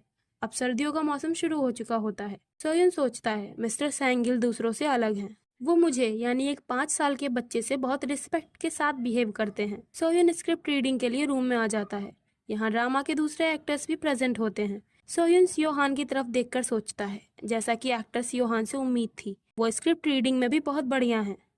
तभी उसके बगल में बैठी लड़की जोर से चिल्लाकर अपनी स्क्रिप्ट पढ़ रही होती है। सोयुन हैरानी से उसकी ओर देखकर सोचता है, ये तो एक्टर चोई ताई बिन है जो कि मेरी माँ का रोल प्ले कर रही है। तो आखिर ये वो जगह है जहाँ एक्टिंग के दिग्गज लोग इकट्ठा होते हैं। मैं भी हार नहीं मान सकता। तभी वो देखता है कि सामने बैठी एक दूसरी चाइल्ड एक्टर उसे घूर रही होती है। वो सोचता है, ये तो मुझे ऐसे घूर रही है जैसे ये मुझे खत्म कर देना चाहती हो। अगले सीन में एक औरत फोन पर एक आदमी को चिल्लाकर बोलती है, आपने कहा था कि मेरी बेटी जीयुन को मेन लीड के तौर पर चुन लिया गया है। आपको क्या लगता है कि माफी मांगना ही काफी रहेगा? वो आदमी बोलता है, मैं जानता हूँ, फिर भी मैंने आपकी बच्ची को ड्रामा में दूसरा सबसे इम्पोर्टेंट बच्चे का रोल दिलाया है। औरत बोलती है, बेशक इसमें बदलाव होना चाहिए, हमने बहुत पैसा खर्च किया है, आप प्रोड्यूसर से अच्छी तरह से बात कीजिए। आदमी बोलता है, हाँ हाँ, अगर जीवन अच्छा करेगी तो सब ठीक रहेगा। फोन रखने के बाद वो आदमी कहता है, क्या ये औरत जानती भी है कि एक्टर ली सियोहान, जिन्होंने पहले इस ड्रामा के लिए मना कर दिया था, अब उन्होंने उस नए चाइल्ड एक्टर के लिए अपना मन बदल लिया है।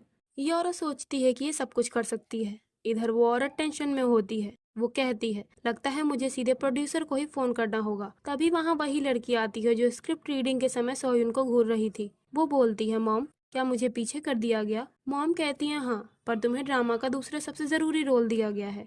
इस लड़की का नाम जीयुन होता है। स्क्रिप्ट रीडिंग के समय वो सोयुन को देखकर सोचती है, कांग सोयुन, तुम जैसे छोटे लड़के की ये हिम्मत हो गई कि तुमने मेरी जगह छीन ली। तुमने जरूर कुछ गड़बड़ी की है, पर मैं भी तुम्हें नहीं छोड़ूंगी। सोयुन वॉशरूम से बाहर आते हुए सोचता है, ये सिर्फ स्क्रिप्ट रीडिंग थी, फिर भी मैं बहुत थक गया हूँ। तभी जीयुन वहाँ आती है। सोयुन उसे देखकर सोचता है, ये तो वही लड़की है जो पढ़ते समय मुझे घूर रही थी। वो कहता है, तुम्हारा नाम जी ही है ना? वो लड़की कहती है, नहीं, मेरा नाम जीयुन है, मैं तुमसे उम्र में बड़ी हूँ। मुझे यकीन नहीं हो रहा है कि तुमने चालाकी से मेरी जगह ले ली, भले ही तुम मुझसे छोटे हो। मेरी मॉम ने कहा था कि मेन लीड का रोल कभी भी एक पानी की बुलबुले की तरह गायब हो सकता है। सोयुन सोचता है, अच्छा, तो ये इसीलिए मुझे घूर रही थी। तो ये वो लोग हैं जो दूसरों को नीची नजरों से देखते हैं और अपने घमंड में ही चूर होते हैं। इनके माँ बाप ही इनके लिए रेड कारपेट बिछा देते हैं। एक्टिंग सिर्फ अच्छा चेहरा होना और रोना धोना नहीं होता। सोहिन मुस्कुराकर बोलता है, कॉम्प्लीमेंट के लिए तुम्हारा शुक्रिया। जीवन चिल्लाकर बोलती है, तुम्हें लगा ये तारीफ थी? मुझसे 4 साल छोटे होने पर भी तुम मुझसे जबान लड़ा रहे हो। सोयन बोलता है, पर कानून की नज़र में तो हम दोनों ही माइनर्स हैं। जीवन कहती है, ये क्या होता है? सोयन बताता है, इसका मतलब तुम छोटी हो। वो कहती है, मैं छोटी नहीं हूँ। सोयन उसकी ओर देखकर सोचता है, इसका रिएक्शन कितना क्यूट है। आखिर जो भी हो, सोयन है तो एक 25 साल का लड़का ही। जीवन का गुस्सा बढ़ता जा रहा होता है। वो चिल्लाकर बोलती है, मैं तुम जैसे लोगों को आसानी से सुधार सकती हूँ।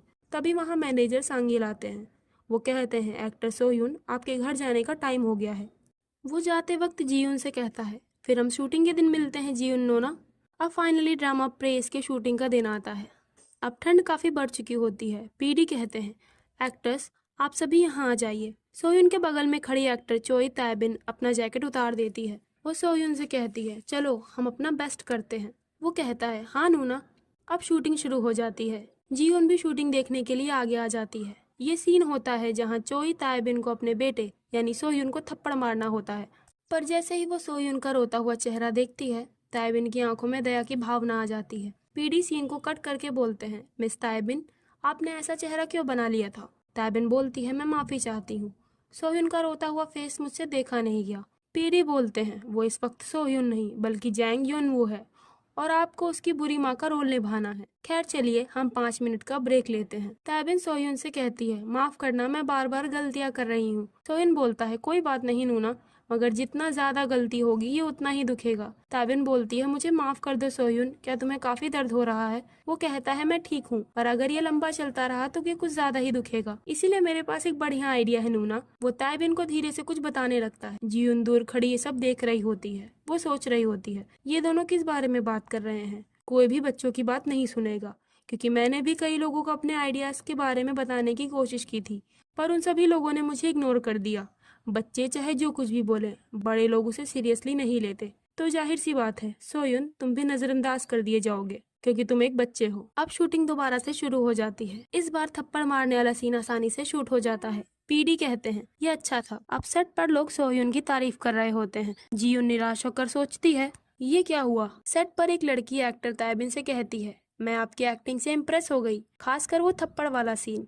अब हम देखते हैं कि सोह्युन ने तायबिन को कौन से आइडिया के बारे में बताया था। वो तायबिन के हाथों को मूव करते हुए बोलता है, मैंने इसे टीवी पर देखा था। जब आपको किसी को मारना हो तो आप उसे सिग्नल देते हैं। नूना, आप मुझे पकड़िए और सिग्नल के तौर पर एक बार हिलाइए। जब सिग्नल आएगा तो मैं अपना हाथ अपने चेहरे के पास लेकर आऊंगा ताकि ये थप्पड़ सीधे मेरे चेहरे पर ना पड़े। आप थप्पड़ मारने के लिए लेफ्ट हैंड का इस्तेमाल करेंगी।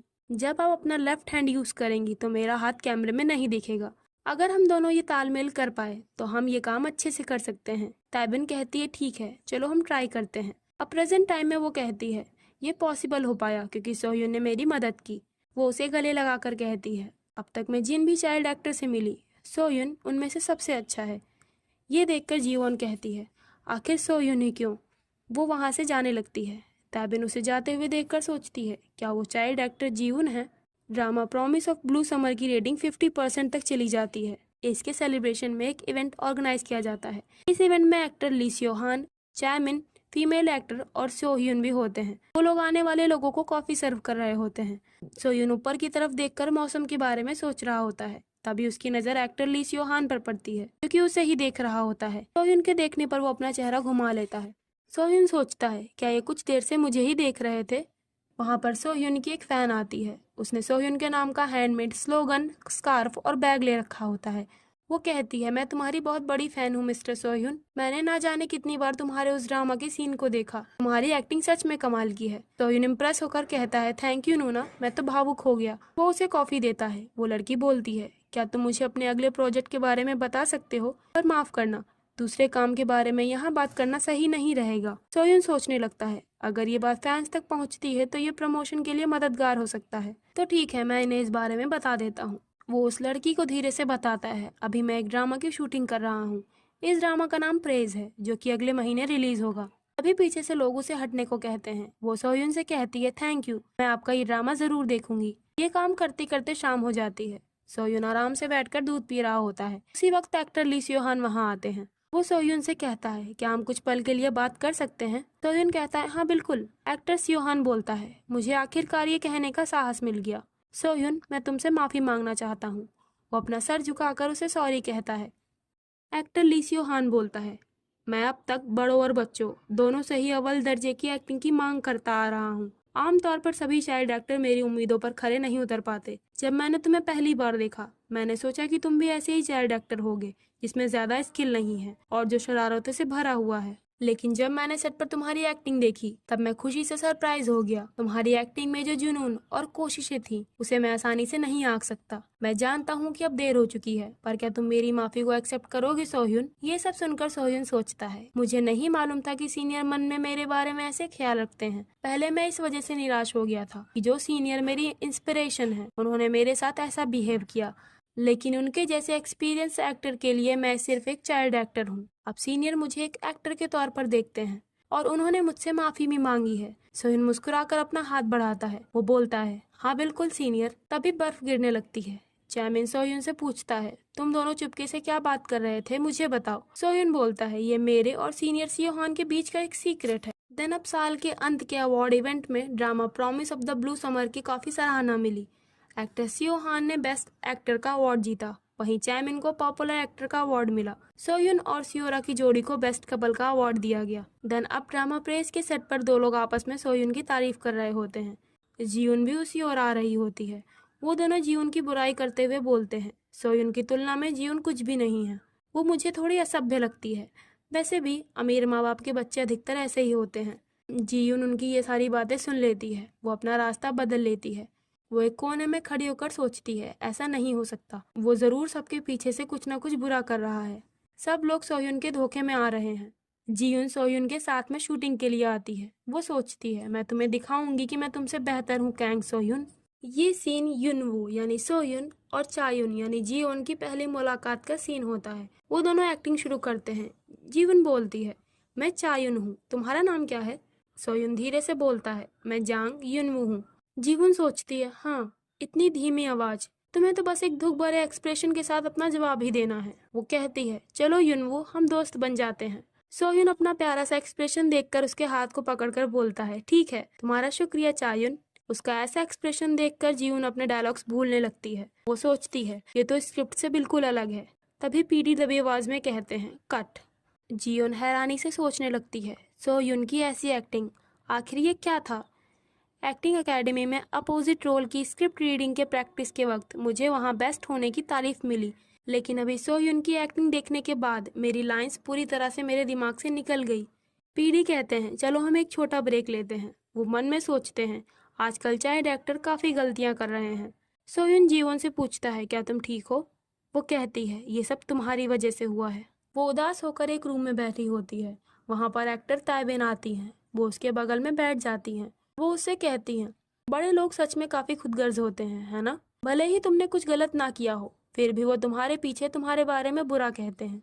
तो एक्टर ताबिन ने सेट पर उन दोनों लोगों को जीवन की बुराई करते हुए सुन लिया होता है। वो उन दोनों को जीवन की बुराई करने के लिए उन्हें डांटने लगती है। जीवन एक्टर ताबिन से बोलती है, सीनियर, शायद आप सोचती होंगी कि मैं एक रूड चाइल्ड एक्टर हूँ, जो कि अपने पेरेंट्स की बदौलत यहाँ इंडस्ट्री में आई है।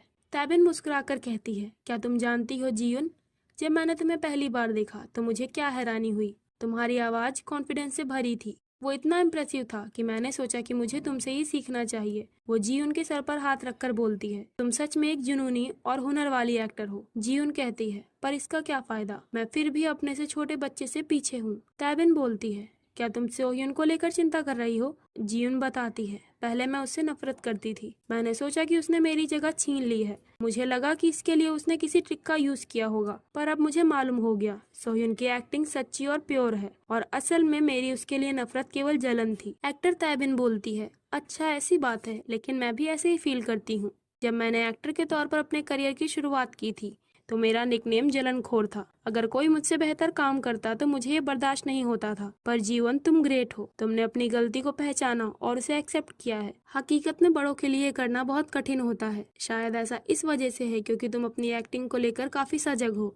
जीवन सोचती है, जिस रास्ते पर अभी मैं चल रही हूँ, अगर मैं इस पर चलती रहूँ तो जो मैं चाहूँ वो पा सकती हूँ। लेकिन बात यह है कि असलियत में मैं पाना क्या चाहती हूँ। वो एक सपना देखती है जहाँ सोह्युन उसकी बिल्ली के साथ खड़ा होता है। वो सोचने लगती है, मैं एक ऐसा कलीग चाहती हूँ जिसके साथ मैं कंधे से कंधा मिलाकर चल सकूं, ताकि मुझे अकेलापन महसूस ना हो। मुझे सोह्युन से माफ़ी मांगनी चाहिए। अब अगले दिन सेट पर जीयून सोह्युन को इशारा करके अपने पास आने को कहती है। सोह्युन सोचता है कहीं ये किसी वजह से मुझसे नाराज तो नहीं है। मैं सच में बच्चों के थॉट्स को नहीं समझ पाता हूँ। वो पहले बातचीत की शुरुआत करने की कोशिश करता है। तभी जीयून कहती है, मुझे माफ कर दो सोह्युन, मैं तुमसे पहले बुरी चीजें बोलने के लिए माफी चाहती हूँ। तुम मुझसे छोटे हो, फिर भी तुम एक्टिंग में काफी अच्छे हो। मुझे तुमसे जलन हो रही थी क्योंकि मुझे लगा कि तुमने मेरी जगह ले ली है। अब मैं एक को एक्टर के तौर पर तुमसे अच्छे से बिहेव करूंगी। जीवन उससे हाथ मिलाना चाह रही होती है पर वो इसमें हिचकिचा रही होती है। ये सुनने के बाद सोह्युन सोचता है, मैंने सोचा था कि ये एक मनमौजी बच्ची है जो नखरे करती रहती है, पर मैंने बगैर ज्यादा सोचे ये मान लिया ये मेरी गलती है। अगर उसे जलन हो रही थी तो इसका मतलब ये है कि उसे सच में एक्टिंग से प्यार है। जीवोन सच में एक काबिले तारीफ एक्टर है। वो उसकी ओर अपना हाथ बढ़ाकर कहता है, ठीक है जीवोन नूना, माफी मांगने के लिए तुम्हारा शुक्रिया। जीवन उससे अपना हाथ मिलाकर कहती है, वो तो मैं हूँ जिसे इसका शुक्रगुजार होना चाहिए। देन अगले दिन वो लोग शूट कर रहे होते हैं। ड्रामा प्रेस पूरे जोरों पर होता है। इसके पोस्टर्स और टीजर रिलीज हो चुके होते हैं। सोह्युन के इस अगले ड्रामा को देखकर फैंस उसके इस काम को लेकर काफी एक्साइटेड होते हैं। मगर इस सब काम में मंडे से लेकर सैटरडे तक सोह्युन बुरी तरह से बिजी रह रहा होता है। संडे के दिन छुट्टी मिलने पर वो घर में आराम से रेस्ट करता है। शूटिंग के ब्रेक के समय भी उसे सेट पर नींद आ रही होती है। अभी जीवन उसके पास आकर कहती है, मैंने सुना है कि तुमने एनुअल अवार्ड इवेंट में अवार्ड जीता है। सोह्युन कहता है, हाँ, मैंने बेस्ट कपल का अवार्ड जीता। जीवन बोलती है, केवल तुम्हें ही अवार्ड मिला, ये सही नहीं है, पर फिर भी कॉन्ग्रेचुलेशंस। सोह्युन कहता है, थैंक यू। तो क्या ये गिफ्ट मेरे लिए है? जीवन उसके लिए एक तोहफा लाई होती है जिसे उसने अपने पीछे छिपा रखा होता है। वो कहती है, नहीं, ऐसा कुछ नहीं है। सोह्युन रोने की एक्टिंग करते हुए बोलता है, सच में ऐसी बात है, चलो कोई बात नहीं। उसकी ऐसी शक्ल देखकर जीवन उसके लिए अपना लाया हुआ तोहफा सोह्युन को दे देती है। अब घर जाते समय कार में मैनेजर सोह्युन से कहता है, तुम सच में बहुत अच्छे गिफ्ट लेने वाले इंसान हो। सोह्युन पूछता है, क्या आपने सब कुछ देख लिया? मैनेजर कहता है, हाँ, सब कुछ देख लिया, तुम्हारी दमदार नकली रोने की एक्टिंग भी। सोह्युन बोलता है, मैं तो बस क्यूट बनने की कोशिश कर रहा था। वैसे मैनेजर, आप जान ले कि मैं एक 6 साल का छोटा बच्चा हूँ। मैनेजर बोलते हैं, वैसे प्रेस ड्रामा कल से शुरू होने वाला है। इसे सोशल मीडिया पर काफी पॉपुलैरिटी मिल रही है। हम आशा करते हैं कि कड़ी मेहनत का रिजल्ट अच्छा रहेगा। सोह्युन इससे एक्साइटेड होता है। साथ ही वो इस बात को लेकर भी उतावला हो रहा होता है क्योंकि उसे अपने पेरेंट्स के साथ वेकेशन पर जाना होता है। अब अगले दिन वो अपने मॉम डैड के साथ में होता है। डैड कहते हैं, आज हम पूरे परिवार के साथ जश्न मनाने जा रहे हैं। आज मैं वो सब करूँगा जो सोह्युन चाहेगा। अब वो तीनों स्केटिंग हॉल में स्केटिंग करने के लिए आते हैं। वो सब वहाँ खूब मजे कर रहे होते हैं। तभी डैड मॉम से टकरा जाते हैं और वो उनके थोड़ा करीब चले जाते हैं। सोह्युन पलटकर पूछता है, क्या आप लोग ठीक हैं? डैड मॉम से बोलते हैं, हनी, लगता है हम अभी भी प्यार में हैं। मॉम उन्हें खुद से दूर हटाते हुए बोलती हैं, सोह्युन इधर ही देख रहा है, चलो अब उठ भी जाओ। मॉम, डैड और सोह्युन एक रेस्टोरेंट में आते हैं। मॉम कहती हैं, सोह्युन, तुम इस बच्चे वाले मेन्यू में से कोई भी डिश चुन सकते हो। मेन्यू की डिशेस को देखकर सोह्युन के मुंह में पानी आने लगता है। वो चूज नहीं कर पा रहा होता है कि वो कौन सी डिश ऑर्डर करे। मॉम डैड उसका क्यूट सा चेहरा देखकर सोचते हैं, ये कितना प्यारा है। सोह्युन बोलता है, मॉम, डैड, आप लोग मुझे टीज कर रहे हैं, है ना? डैड बोलते हैं, हमें माफ करना, माफी के तौर पर हम तुम्हारे लिए कोई बढ़िया मीठी चीज ऑर्डर कर देंगे। सोह्युन बोलता है, ठीक है, तो फिर मैं मीठे में डबल ब्राउनी खाऊंगा। अब खाने के बाद वो केक कटिंग करते हैं। सोह्युन वहाँ की वेट्रेस को अपना ऑटोग्राफ देता है। मॉम डैड सोह्युन को एक गिफ्ट देकर कहते हैं, ये थोड़ा लेट है पर हैप्पी बर्थडे सोह्युन, ये मॉम डैड की ओर से तुम्हारे लिए एक प्रेजेंट है। उस गिफ्ट में एक मुलायम स्कार्फ के साथ एक नोटबुक होती है। सोह्युन उस स्कार्फ को पहन लेता है। इस नोटबुक के कवर पर लिखा होता है, सोह्युन के लिए हार्ट्स कलेक्शन। सोह्युन उस नोटबुक को खोलकर पढ़ने लगता है। इस नोटबुक में सोह्युन के सभी साथी और जानने वालों ने उसके लिए अपनी शुभकामनाएं दी होती हैं। मॉम डैड के अलावा भी कई लोग हैं जो सोह्युन से प्यार करते हैं और उसका सपोर्ट भी करते हैं। ये एक एल्बम है जो उन दिलों को एक साथ में लाता है। उस नोटबुक के लास्ट में लिखा होता है, सोह्युन, मॉम डैड चाहते हैं कि तुम हमेशा खुश रहो। अगर कभी भी तुम्हें परेशानी हो, तुम हमें उसके बारे में बताने से बिल्कुल मत हिचकना। हम तुमसे बहुत प्यार करते हैं। सोह्युन ये पढ़कर इमोशनल हो जाता है। वो सोचता है, मेरी पिछली जिंदगी में मेरे मॉम डैड कभी भी मुझसे ये नहीं कह पाए क्योंकि हमारा परिवार एक धोखेबाज की वजह से खत्म हो गया था। उस वक्त मैं खुद को बहुत लाचार महसूस कर रहा था, लेकिन अब सब कुछ बदल चुका है। ये फिर कभी वैसा नहीं होगा। वो रोते हुए मॉम डैड को शुक्रिया बोलता है। डैड उसे गोद में उठा लेते हैं।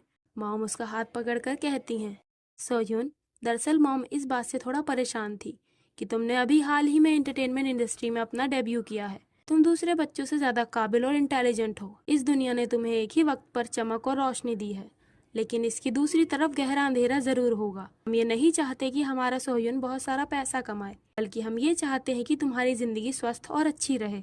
मॉम डैड हमेशा हर तरह से तुम्हारा सपोर्ट करेंगे, इसीलिए अगर कभी भी तुम्हारा समय कठिन हो तुम इसे अपने अंदर मत रखना। हम दोनों हमेशा तुम्हारे लिए मौजूद रहेंगे। सोह्युन स्माइल करते हुए बोलता है, ठीक है, मैं वादा करता हूँ मॉम। मॉम कहती हैं, तो इन्हीं फीलिंग्स के साथ तुम मॉम को एक किस ही दो। डैड बोलते हैं, ये तो गलत बात है, डैड को भी एक किस चाहिए। सोह्युन बोलता है, चलो हम स्नोमैन बनाते हैं। सोह्युन मन में सोचता है, जैसे ही मैंने अपने मॉम डैड का प्यार महसूस किया, अचानक मेरे परिवार के बारे में जो चिंताएं मुझे परेशान कर रही थी वो दूर हो गई, और फिर ड्रामा के रिलीज होने को लेकर मेरी नर्वसनेस भी खत्म हो गई। इस ड्रामा में मेरा पहला मेन लीड का रोल है, पर ड्रामा के रिलीज होते ही सोशल मीडिया पर इसको लेकर कंट्रोवर्सी होने लगती है। रिलीज के पहले दिन से ही ड्रामा को लेकर ऑनलाइन बहस छिड़ जाती है। इस ड्रामा में बच्चों पर हिंसा का सीन दिखाए जाने के कारण इसे इन सारी परेशानियों का सामना करना पड़ रहा होता है। ड्रामा में बच्चों को मारने वाला सीन जो कि सिर्फ परछाई में दिखाया गया था, उसको लेकर ड्रामा विवादों से घिर रहा होता है। इस सब का सीधा असर प्रेस ड्रामा के प्रोडक्शन टीम पर पड़ रहा होता है। सोह्युन एक्टर सियोहान के साथ सीन शूट करने के लिए तैयार हो जाता है। वो पीडी की ओर देखकर सोचता है, लगता है इन कंट्रोवर्सी के कारण पीडी काफी परेशान है। क्योंकि ये एक नया ब्रॉडकास्टिंग स्टेशन है, इसीलिए इनके पास बड़े अधिकारियों का रिएक्शन भी जरूरी आया होगा। सेट का माहौल भी बड़ा तनाव भरा है, लेकिन मुझे अपने रोने वाले सीन पर पूरा यकीन है, तो मुझे इसे बिना किसी परेशानी के पूरा करना होगा। शूटिंग शुरू हो जाती है। युनवू यानी सोह्युन सियोहान से बोलता है, आप मेरे साथ इतने अच्छे से क्यों पेश आ रहे हैं टीचर। सियोहान बोलता है, मैं युनवू यानी तुम्हारा होम रूम टीचर हूँ। एक टीचर अपने स्टूडेंट को कभी कभार खाना खिला सकता है। वो उसे नूडल्स देते हुए कहता है, ये लो युनवू, ठंडा होने से पहले इसे खा लो। सोह्युन रोते हुए कहता है, मैं इतना अच्छा खाना डिजर्व नहीं करता टीचर। उसकी रोने की एक्टिंग पीडी को पसंद आ जाती है। वो कहते हैं कट। सोह्युन, क्या तुम अपनी स्क्रिप्ट के साथ कुछ देर यहाँ आ सकते हो। वो पीडी के पास जाता है। पीडी कहते हैं, तुम्हारी रोने वाली एक्टिंग दमदार है। पीडी एक सीन में रोने वाले शॉट को ऐड करने को कहते हैं। सोह्युन सोचता है, रोने की एक्टिंग करना मुश्किल नहीं है, लेकिन अगर आप हीरो को हेल्पलेस दिखाए जाने पर ज्यादा ध्यान देते हैं तो ऐसा लग सकता है कि आप ऑडियंस पर अपनी भावनाएं थोप रहे हैं। इसके अलावा इस समय सबसे बड़ा मुद्दा है असली पीड़ितों के सिर्फ बदनसीबी पहलू पर जोर देना और उन्हें नए तरीके से पेश करना। मैं समझता हूँ कि पीड़ी का इरादा रोने के सीन से ऑडियंस का ध्यान खींचना है, लेकिन जल्दबाजी में लिए गए डिसीजन लोगों के रिएक्शन को और भी ठंडा कर सकते हैं। इस रोने वाले घिसे पिटे सीन के बजाय हमें लोगों के इस ठंडे रिएक्शन को पिघलाने के लिए एक नए तरीके की जरूरत है। सोह्युन गौर से सोचता है, तो चलो हम इसे ट्राई करके देखते हैं। वो पीड़ी को बगैर बताए रोने की जगह दूसरा एक्सपेरिमेंट करने का फैसला करता है। शूटिंग शुरू कर दी जाती है। टीचर यानी सियोहान एक पेस्ट्री पर कैंडल लगाकर कहता है, युनवू हैप्पी बर्थडे। पीड़ी के अकॉर्डिंग इस सीन में यहाँ पर सोह्युन को रोने की एक्टिंग करनी होती है, पर रोने के बजाय सोह्युन मुस्कुराकर बोलता है, आपका शुक्रिया टीचर। इस तरह वो स्क्रिप्ट को चेंज कर देता है। टीचर यानी सियोहान बोलता है, तुम किस बात के लिए शुक्रिया कह रहे हो। सोह्युन बोलता है, टीचर से मिलने के बाद हर दिन बस एक सपने जैसा लगता है। टीचर मुस्कुराकर उसके सर पर हाथ रखते हैं। इस तरह ये सीन शूट हो जाता है। पीडी बोलते हैं, ये काफी दिल पिघलाने वाला सीन था। शूट के बाद ली सियोहान सोह्युन से कहता है, तुमने उस सीन के लिए अपना मन क्यों बदल दिया। सोह्युन बोलता है, जिस करेक्टर युनवू का मैं रोल कर रहा हूँ उसे हमेशा अपनी मॉम से डांट पड़ती है। मुझे नहीं लगता कि वो हमेशा रोएगा, क्योंकि एक टीचर जो युनवू की कठिनाइयों को एक एक करके समझ रहा है वो अब उसका ध्यान रख रहा है। हालांकि पहले टीचर उसके साथ सख्ती से पेश आता था, अब उसकी क्लासमेट चायुन भी उसकी दोस्त बन चुकी है। चायुन और दूसरे लोगों के अपने साथ होने से युनवू पहले की तुलना में खुद को ज्यादा अच्छे से एक्सप्रेस कर पाएगा। इसीलिए मैंने युनवू का ऐसा दर्शाया कि उसे दूसरे लोगों से ज्यादा खुशी मिलेगी। ये सुनकर ली सियोहान बोलता है, सच में तुमने पूरी स्टोरी को ध्यान में रखा, ये काफी अच्छा एक्सप्लेनेशन था। सोह्युन कहता है, आप भी शानदार है सीनियर। शूटिंग के दौरान मैंने अचानक से ही स्क्रिप्ट बदल दी, फिर भी आप बिल्कुल नहीं घबराए। आपने तुरंत ही उसका आंसर दे दिया। अगर आप ना होते तो मैं ये अकेले नहीं कर पाता। तभी वहाँ एक आदमी आकर उनसे कहता है, एक्टर सियोहान और सोह्युन आपको पीडी बुला रहे हैं। वहाँ जाने पर पीडी सोह्युन से कहते हैं, तुम्हारा शुक्रिया, तुम्हारी वजह से हमारा हीरो युनवू एक काफी काबिल कैरेक्टर बन गया।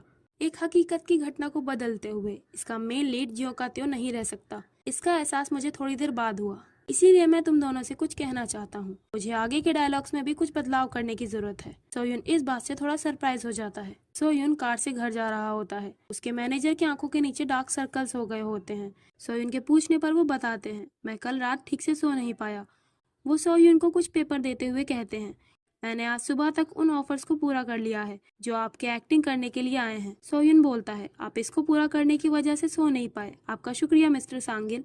मैनेजर बताता है, इसमें आपके लिए कई सारे प्रपोजल्स हैं। इन प्रपोजल्स में 5 एड, 2 ड्रामा और 1 मूवी ऑफर है। इस ड्रामा में मेन लीड का रोल निभाने के बाद मेरे पास आपके लिए कई जगह से कॉल्स आ रही हैं। सोयुन उन पेपर्स को देखने लगता है। उनमें से एक मूवी के ऑडिशन का नोटिस होता है। इस मूवी के डायरेक्टर का नाम किम युल होंग होता है। ये नाम पढ़कर सोयुन हैरानी से सोचता है, क्या ये वही डायरेक्टर किम युल होंग है जिन्हें मैं जानता हूँ। ड्रामा प्रेस को काफी प्यार मिल रहा होता है। ऑडियंस में बच्चे भी सोयुन की एक्टिंग से इम्प्रेस हो रहे होते हैं। प्रेस ड्रामा की स्क्रिप्ट में बदलाव के बाद ये ड्रामा एक लग्जरियस ड्रामा के नाम से जाना जाने लगता है। ड्रामा की सफलता को लेकर पीडी का इंटरव्यू लिया जाता है। उनसे पूछा जाता है, आप इस ड्रामा की सफलता का श्रेय किसे देना चाहेंगे। पीडी बोलते हैं, हमारा स्टाफ जिसने इतनी मेहनत की, और हमारी ऑडियंस, और ऐसे कई लोग हैं, पर एक पर्सन जिसे मुझे इसका भागीदार कहना चाहिए, वो हमारे सेट का सबसे छोटा लेकिन सबसे बहादुर बच्चा है। वो हमारे प्रोडक्शन का लीडिंग एक्टर सोयुन है। इधर घर में सोयुन मैनेजर के दिए हुए डॉक्यूमेंट्स को पढ़ रहा होता है। डैड उसे डिनर के लिए बुलाने आते हैं। सोयुन कहता है, मैं अभी आता हूँ डैड। वो उसी मूवी ऑडिशन के ऑफर के बारे में सोच रहा होता है। सोयुन मन में बोलता है, जिस डायरेक्टर किम युल होंग को मैं जानता हूँ, वो एक बेहतरीन डायरेक्टर और म्यूजिशियन है।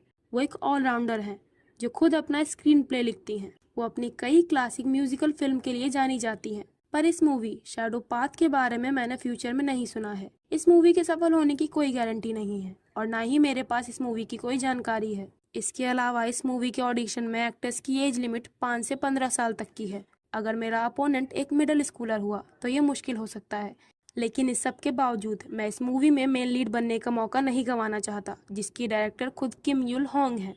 वो मॉम डैड को खुद के बनाए हुए मसाज टिकट देकर कहता है, मैं वॉलिन बजाना सीखना चाहता हूँ। मॉम कहती हैं, मुझे यकीन नहीं हो रहा है, तुमने इसके लिए ये मसाज टिकट हमें रिश्वत के तौर पर दिए हैं। डैड रोते हुए कहते हैं, डैड इसके खिलाफ हैं क्योंकि डैड एक सरकारी कर्मचारी हैं, तो ये रिश्वत नहीं ले सकते।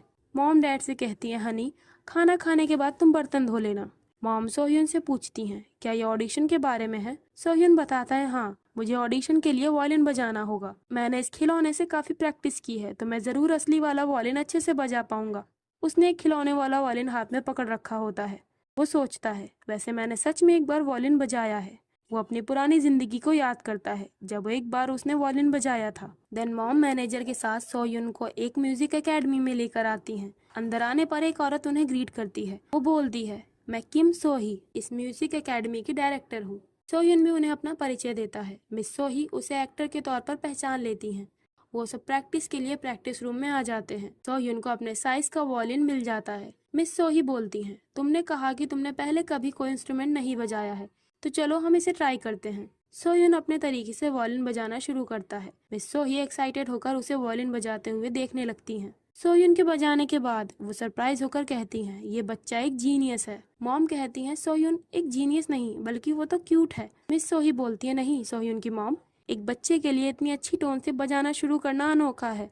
मॉम कहती है, नहीं, ये तो सिर्फ एक नेचुरल टैलेंट है। मिस सोही मॉम से रिक्वेस्ट करते हुए बोलती हैं, इस बच्चे के अच्छे हुनर को बेकार जाने देना सही नहीं है। मैं सोह्युन के लिए कॉन्सर्ट स्टेज बना सकती हूँ। सोह्युन सोचता है, अरे नहीं। वो मिस सोही से बोलता है, मैडम, पर मैं एक्टिंग में बेहतर हूँ। मैं एक्टिंग करने के लिए ही वॉलिन सीखना चाहता हूँ। मॉम मिस सोही से कहती हैं, मैं सोह्युन के फैसले को सपोर्ट करना चाहती हूँ। ये मेरा या फिर आपका नहीं, बल्कि खुद सोह्युन का फैसला है। मिस सोही बोलती हैं, ये तो बुरा हुआ।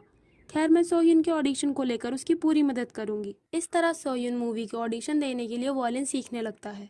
अब मूवी के लिए ऑडिशन देने का दिन आता है। सोह्युन मैनेजर सांगिल के साथ उस बिल्डिंग में आ जाता है। वो बिल्डिंग ऑडिशन देने वाले लोगों से खचाखच भरी होती है। सोह्युन इधर उधर देखकर सोचता है, यहाँ मेरी उम्र के तो मुश्किल से सिर्फ 10 बच्चे दिख रहे हैं। यहाँ अधिकतर मिडिल स्कूल के बच्चे ही हैं। अब सोह्युन के ऑडिशन देने की बारी आती है।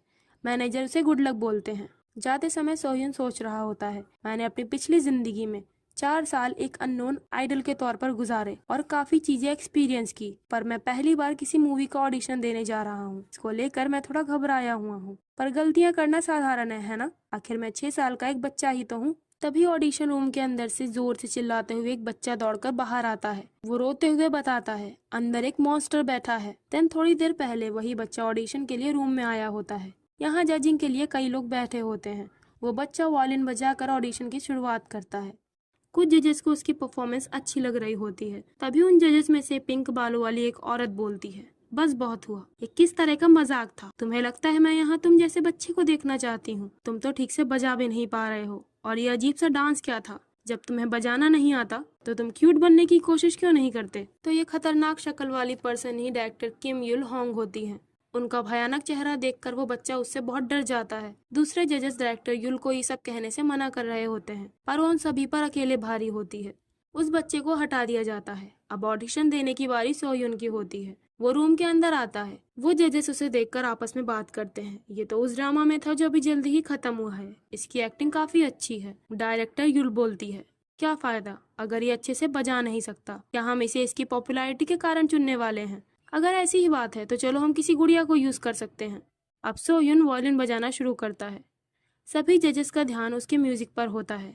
तभी दोबारा डायरेक्टर युल बोलती है, बस करो। वो सोयुन से कहती है, तुमने इसमें वाइब्रेटो क्यों नहीं ऐड किया? क्या तुम नहीं जानती हो कि वाइब्रेटो क्या होता है? फॉर एडिशनल इन्फॉर्मेशन, वाइब्रेटो एक टाइप का कंपन होता है जो किसी इंस्ट्रूमेंट में इमोशनल टोन को बढ़ाने के लिए जोड़ा जाता है। सोयुन बताता है, क्योंकि मेन कैरेक्टर ने फॉर्मल तरीके से वायलिन नहीं सीखा है। हालांकि वो बिना किसी म्यूजिक शीट के टोन बजाता है, पर वो एक जीनियस है जिसने कभी भी वायलिन को खास तौर पर बजाना नहीं सीखा है। इसीलिए मुझे नहीं लगता कि मेन कैरेक्टर ऐसे किसी फैंसी टून के बारे में जानता होगा। एक जज उसे देखकर सोचता है, ये सही है, ये कोई वायलिन कंपटीशन नहीं बल्कि एक मूवी ऑडिशन है। ये बच्चा अपनी उम्र के हिसाब से काफी स्मार्ट है। डायरेक्टर युल सोयुन से कहती है, तो मुझे पसंद आए। ये सुनकर बाकी जजेस हैरान हो जाते हैं। डायरेक्टर बोलती है, मैं यहाँ एक काबिल मेन कैरेक्टर को ढूंढने के लिए अपना वक्त जाया कर रही हूँ। वो सोयुन को एक सीन का एक्ट करने को कहती है। सोयुन एक्टिंग करना शुरू करता है। उसकी विंडोज के सामने आ जाती है। सोयुन अपनी एक्टिंग का जलवा दिखाते हुए बढ़िया से एक्ट करता है। तभी डायरेक्टर युल बोलती है, तुम पास हो गए हो। ये कहकर वो वहां से जाने लगती है। तभी उनमें से एक पर्सन उसे रोकते हुए कहता है, पर डायरेक्टर, अभी हमें 70 और एक्टर्स को जज करना है और अभी तो ऑडिशन का दूसरा राउंड भी होगा। डायरेक्टर चिल्लाकर बोलती है, क्या? नहीं, मैं इन गधों की बेकार एक्टिंग देखते हुए परेशान हो चुकी हूँ। एक जज सोयुन से कहती है, तुमने अच्छा किया, हम तुम्हें आगे के बारे में मैसेज के जरिए इन्फॉर्म कर देंगे, अब तुम जा सकते हो। सोयुन बाहर आ जाता है। मैनेजर कहता है, एक्टर आप लेट हो गए, आपका ऑडिशन कैसा रहा? सोयुन डरते हुए कहता है, अंदर एक मॉन्स्टर है। वो सोचता है, उसकी नजरें, उसकी स्माइल और बिना प्रॉपर मैनर का एटीट्यूड। मैं डायरेक्टर किम युल होंग के साथ काम करने जा रहा हूँ। क्या ये अच्छा है ना? दिन शाम को ही सोयुन को ये मैसेज मिल जाता है कि उसे मेन लीड के तौर पर चुन लिया गया है। इस तरह समय बीतता गया और गर्मियों के पहले दिन वो मूवी शैडो पाथ की स्क्रिप्ट रीडिंग के लिए जाता है। यहाँ कई दूसरे एक्टर्स भी होते हैं, पर कोई भी अपनी स्क्रिप्ट ढंग से नहीं पढ़ पा रहा होता है, क्योंकि उनके सामने खतरनाक चेहरे के साथ डायरेक्टर युल वहाँ पर बैठी होती है। सोयुन परेशान होकर सोच रहा होता है, यहाँ का माहौल बुरी तरह से तनाव भरा है और ये दम घोटू है। सोयुन के बगल में लगभग उसी की उम्र का एक बच्चा बैठा होता है। डायरेक्टर उस बच्चे से कहती है, क्या तुमने ठीक से स्क्रिप्ट की प्रैक्टिस की है? अगर तुम इसी तरह एक्टिंग करोगे तो तुम यहाँ से जा सकते हो। वो बच्चा बोलता है, मैं और प्रैक्टिस करके इसे ठीक कर दूंगा डायरेक्टर। सोयुन उस बच्चे को देखकर इम्प्रेस हो रहा होता है। अब 3 घंटे बाद स्क्रिप्ट रीडिंग खत्म हो जाती है। सोयुन बहुत ज्यादा थक चुका होता है। तभी वो लड़का उसकी ओर अपना हाथ बढ़ाकर बोलता है, तुम जरूर सोयुन होगे। मेरा नाम ह्युंदू है। भले ही तुम मुझसे छोटे हो, फिर भी तुम्हारा कंसंट्रेशन कमाल का है। तुमसे मिलकर अच्छा लगा। तभी सोयुन को उसे देखकर किसी की शक्ल याद आती है। वो ह्युंदू से पूछता है, हम पहले भी कहीं मिल चुके हैं, है ना? ह्युंदू कहता है, नहीं तो, मैं तो तुमसे पहली बार मिल रहा हूँ। तभी ह्युंदू जोश में आकर सोयुन से पूछता है, क्या तुम मुझे बेहतर तरीके से जानना चाहते हो? वैसे अब हम बात करते रहेंगे। मैं तुम्हें अगले हफ्ते मिलता हूँ सोयुन। सोयुन सोचता है, जरूर मुझसे कोई भूल हुई होगी। अब मूवी शैडो पाथ की शूटिंग शुरू हो जाती है। 2 एक्टर्स सोयुन के पास आकर उससे कहते हैं, बच्चे, क्या तुम हमारे साथ बगावत में शामिल होना चाहोगे? सोयुन पूछता है, क्या बगावत? वो लोग बताते हैं, तुम कितने हैरान लग रहे हो। हम सीन में एक एडलिब ऐड करने जा रहे हैं जो कि स्क्रिप्ट में नहीं है। तो एडलिब बिना किसी तैयारी के किए जाने वाले एक काम को बोलते हैं। यहाँ पर ये एक्टर्स एक सीन में स्क्रिप्ट से हटकर एक अलग एक्टिंग का पार्ट उस सीन में जोड़ने की बात कर रहे होते हैं। सोयुन एडलिब का नाम सुनकर शॉक्ड हो जाता है। वो सोचता है, अगर तुम लोगों ने डायरेक्टर के काम में उन्हें बिना बताए किया तो वो पागल हो जाएंगी। तभी वहाँ एक्टर ली चांग हो आते हैं। सोयुन उनसे कहता है, मैंने इसके बारे में सुना, क्या ये सही होगा सीनियर? एक्टर चांग हो बोलते हैं, हाँ बिल्कुल नहीं, हमारे एक्टर्स डायरेक्टर की बात नहीं सुन रहे हैं। पर इस वक्त मैं भी एब्लिक के फेवर में हूँ। सोयुन सोचता है डायरेक्टर चाहे जितनी शक्ति से पेश आए, एक्टर चांग हो हमेशा उनकी बात मानते हैं और वो अपने जूनियर्स को सलाह देते हैं। वो उनसे डायरेक्टर युल की पॉजिटिव साइड देखने को कहते हैं। मुझे यकीन नहीं हो रहा है कि इनके जैसे बड़े पॉपुलर एक्टर भी इस चीज में शामिल हो जाएंगे। वो उनसे पूछता है सीनियर, आप इसके फेवर में क्यों हैं? एक्टर चांग हो बोलते हैं शैडो पाथ एक म्यूजिकल मूवी है। मेरे ख्याल से ये काफी जरूरी है कि मेन कैरेक्टर को म्यूजिक की गहराइयों से मोटिवेटेड किया जाना चाहिए। वो अपने माँ बाप को ढूंढना चाहता है, इसके लिए वो सिर्फ अपने वॉयलिन के साथ नर्सरी से भाग जाता है। मेन कैरेक्टर काफी ज्यादा निराशा में होता है। हालांकि कई सारी मुश्किलातों को झेलने के बाद उसकी मुलाकात एक टीचर से हुई जिसने उसके टैलेंट को पहचान लिया। उस टीचर ने उस बच्चे को एक म्यूजिशियन बनने का मौका दिया। इस सब के बावजूद दिक्कत यहाँ पर है, हम इस समय दूसरे सीन के अंत में हैं और मूवी की मेन थीम को बहुत हल्के तौर पर लिया जा रहा है। सोhyun सोचता है बात तो सही है, पर एक्टर चैंग हो कहते हैं मेरा इरादा डायरेक्टर को बेइज्जत करने का नहीं है, पर एक एक्टर होने के नाते अगर मैंने इसे ऐसे ही छोड़ दिया तो मुझे इसका पछतावा होगा। पर सोhyun तुम इसकी चिंता मत करो, मैं इसका ब्लेम अपने सर पर ले लूंगा। तुम जैसा मन हो वैसे एक्टिंग करना। अब उस सीन की शूटिंग शुरू हो जाती है। इस सीन की शुरुआत सोhyun के इमोशनल एक्ट से होती है। सोhyun यहाँ मेन लीड जी सियोक का रोल प्ले कर रहा होता है। इन बूढ़े अंकल का रोल नर्सरी के डायरेक्टर का होता है और जैसा कि हमें पहले ही पता चल चुका है, एक्टर चांग हो का रोल टीचर का है। सब कुछ स्क्रिप्ट के अकॉर्डिंग ही चल रहा होता है। तभी अचानक से टीचर नर्सरी के डायरेक्टर के सामने अपना सर झुकाकर जी सियोक यानी मेन लीड को अपने साथ ले जाने की रिक्वेस्ट करने लगता है। स्क्रिप्ट में इतना बड़ा बदलाव देखकर प्रोडक्शन टीम के लोग शॉक्ड रह जाते हैं। टीचर बूढ़े अंकल से कहते हैं प्लीज इस बच्चे के हुनर को संवारने में आप मेरी मदद कीजिए। बूढ़े अंकल कहते हैं नहीं, ये फैसला करने का हक हमें नहीं है। वो जी सियोक यानी मेन लीड से पूछते हैं तुम क्या करना चाहते हो? मेन लीड जी सियोक यानी सोhyun कहता है मैं पता लगाना चाहता हूँ मेरे मॉम डैड कौन है और उन्होंने मुझे क्यों छोड़ दिया। मैं जानना चाहता हूँ ये गाना इतना अच्छा और स्वीट क्यों है। वो बूढ़े अंकल जी सियोक को टीचर की गाइडेंस में रहने की परमिशन दे देते हैं। टीचर जी सियोक को गले लगा लेते हैं। तभी डायरेक्टर बोलती है कट। ये काफी सही था, पर इस गंदगी की शुरुआत किसने की? एक्टर चैंग हो बोलते हैं ये मैं था, आप मुझे माफ कर दीजिए डायरेक्टर, मेरा इरादा आपके ऑर्डर्स की नाफरमानी करने का नहीं था। मुझे लगा जो सीन एक दमदार सीन बन सकता था उसे स्क्रिप्ट में ज्यादा अच्छे से नहीं शो किया गया है, इसीलिए मैंने ये काम एक जरूरी बदलाव समझकर किया। आप मुझे माफ कर दीजिए। ये सुनकर डायरेक्टर जोर जोर से हंसने लगती है। वो अचानक हंसना रोककर एक्टर को घूरते हुए बोलती है जरा इस आदमी को देखो, काफी दिनों बाद किसी इंसान ने इस तरह मेरा दिमाग खराब किया है। ये देखकर सोhyun काफी डर रहा होता है। डायरेक्टर युल कहती है एक्टर ली चांग हो तुम्हारे पास कोई भी अगला मौका नहीं है, चाहे तुम जितना चाहो। अगर तुम दोबारा ऐसा करना चाहो तो मुझे इसके बारे में पहले ही बता देना। मुझे लगता है तुम समझ गए होगे। चांग हो बोलते हैं जी मैं इस बात को ध्यान रखूंगा डायरेक्टर। डायरेक्टर युल उस सीन को दोबारा स्क्रिप्ट के अकॉर्डिंग शूट करने का ऑर्डर देती है। सोhyun उदास होकर सोचता है सब कुछ फेल हो गया। एक्टर चांग हो उसके सर पर हाथ रखकर बोलते हैं हमारा साथ देने के लिए तुम्हारा शुक्रिया सोhyun। सोhyun एक्टर की ओर देखकर सोचता है क्या सीनियर ठीक है? मैं तो अभी भी बहुत नर्वस हूँ। इनकी परफॉर्मेंस बहुत अच्छी थी। मुझे यकीन नहीं हो रहा है कि मैं इन एक्टर्स के साथ में काम कर रहा हूँ। मुझे खुशी है कि मैंने इस मूवी को अपने प्रोजेक्ट के लिए चुना। तो इस तरह से वो बगावत खत्म कर दी जाती है। सोhyun लंच के समय एक दूसरे चाइल्ड एक्टर hyundu के पास आता है। hyundu लंच के समय अपने स्क्रिप्ट की प्रैक्टिस कर रहा होता है। सोhyun उससे कहता है ये पार्ट थोड़ा सही नहीं था, मुझे लगता है कि तुम अपनी एक्टिंग में इसे ज्यादा अच्छे से कर सकते हो। तभी hyundu गुस्से से सोhyun को घूरते हुए बोलता है हे, तुम्हें लगता है तुम एक्टिंग में काफी बेहतर हो? उसका चेहरा देखकर सोhyun को अपने उम्र के किसी लड़के का चेहरा याद आ जाता है। वो सोचता है कहीं ये वही तो नहीं।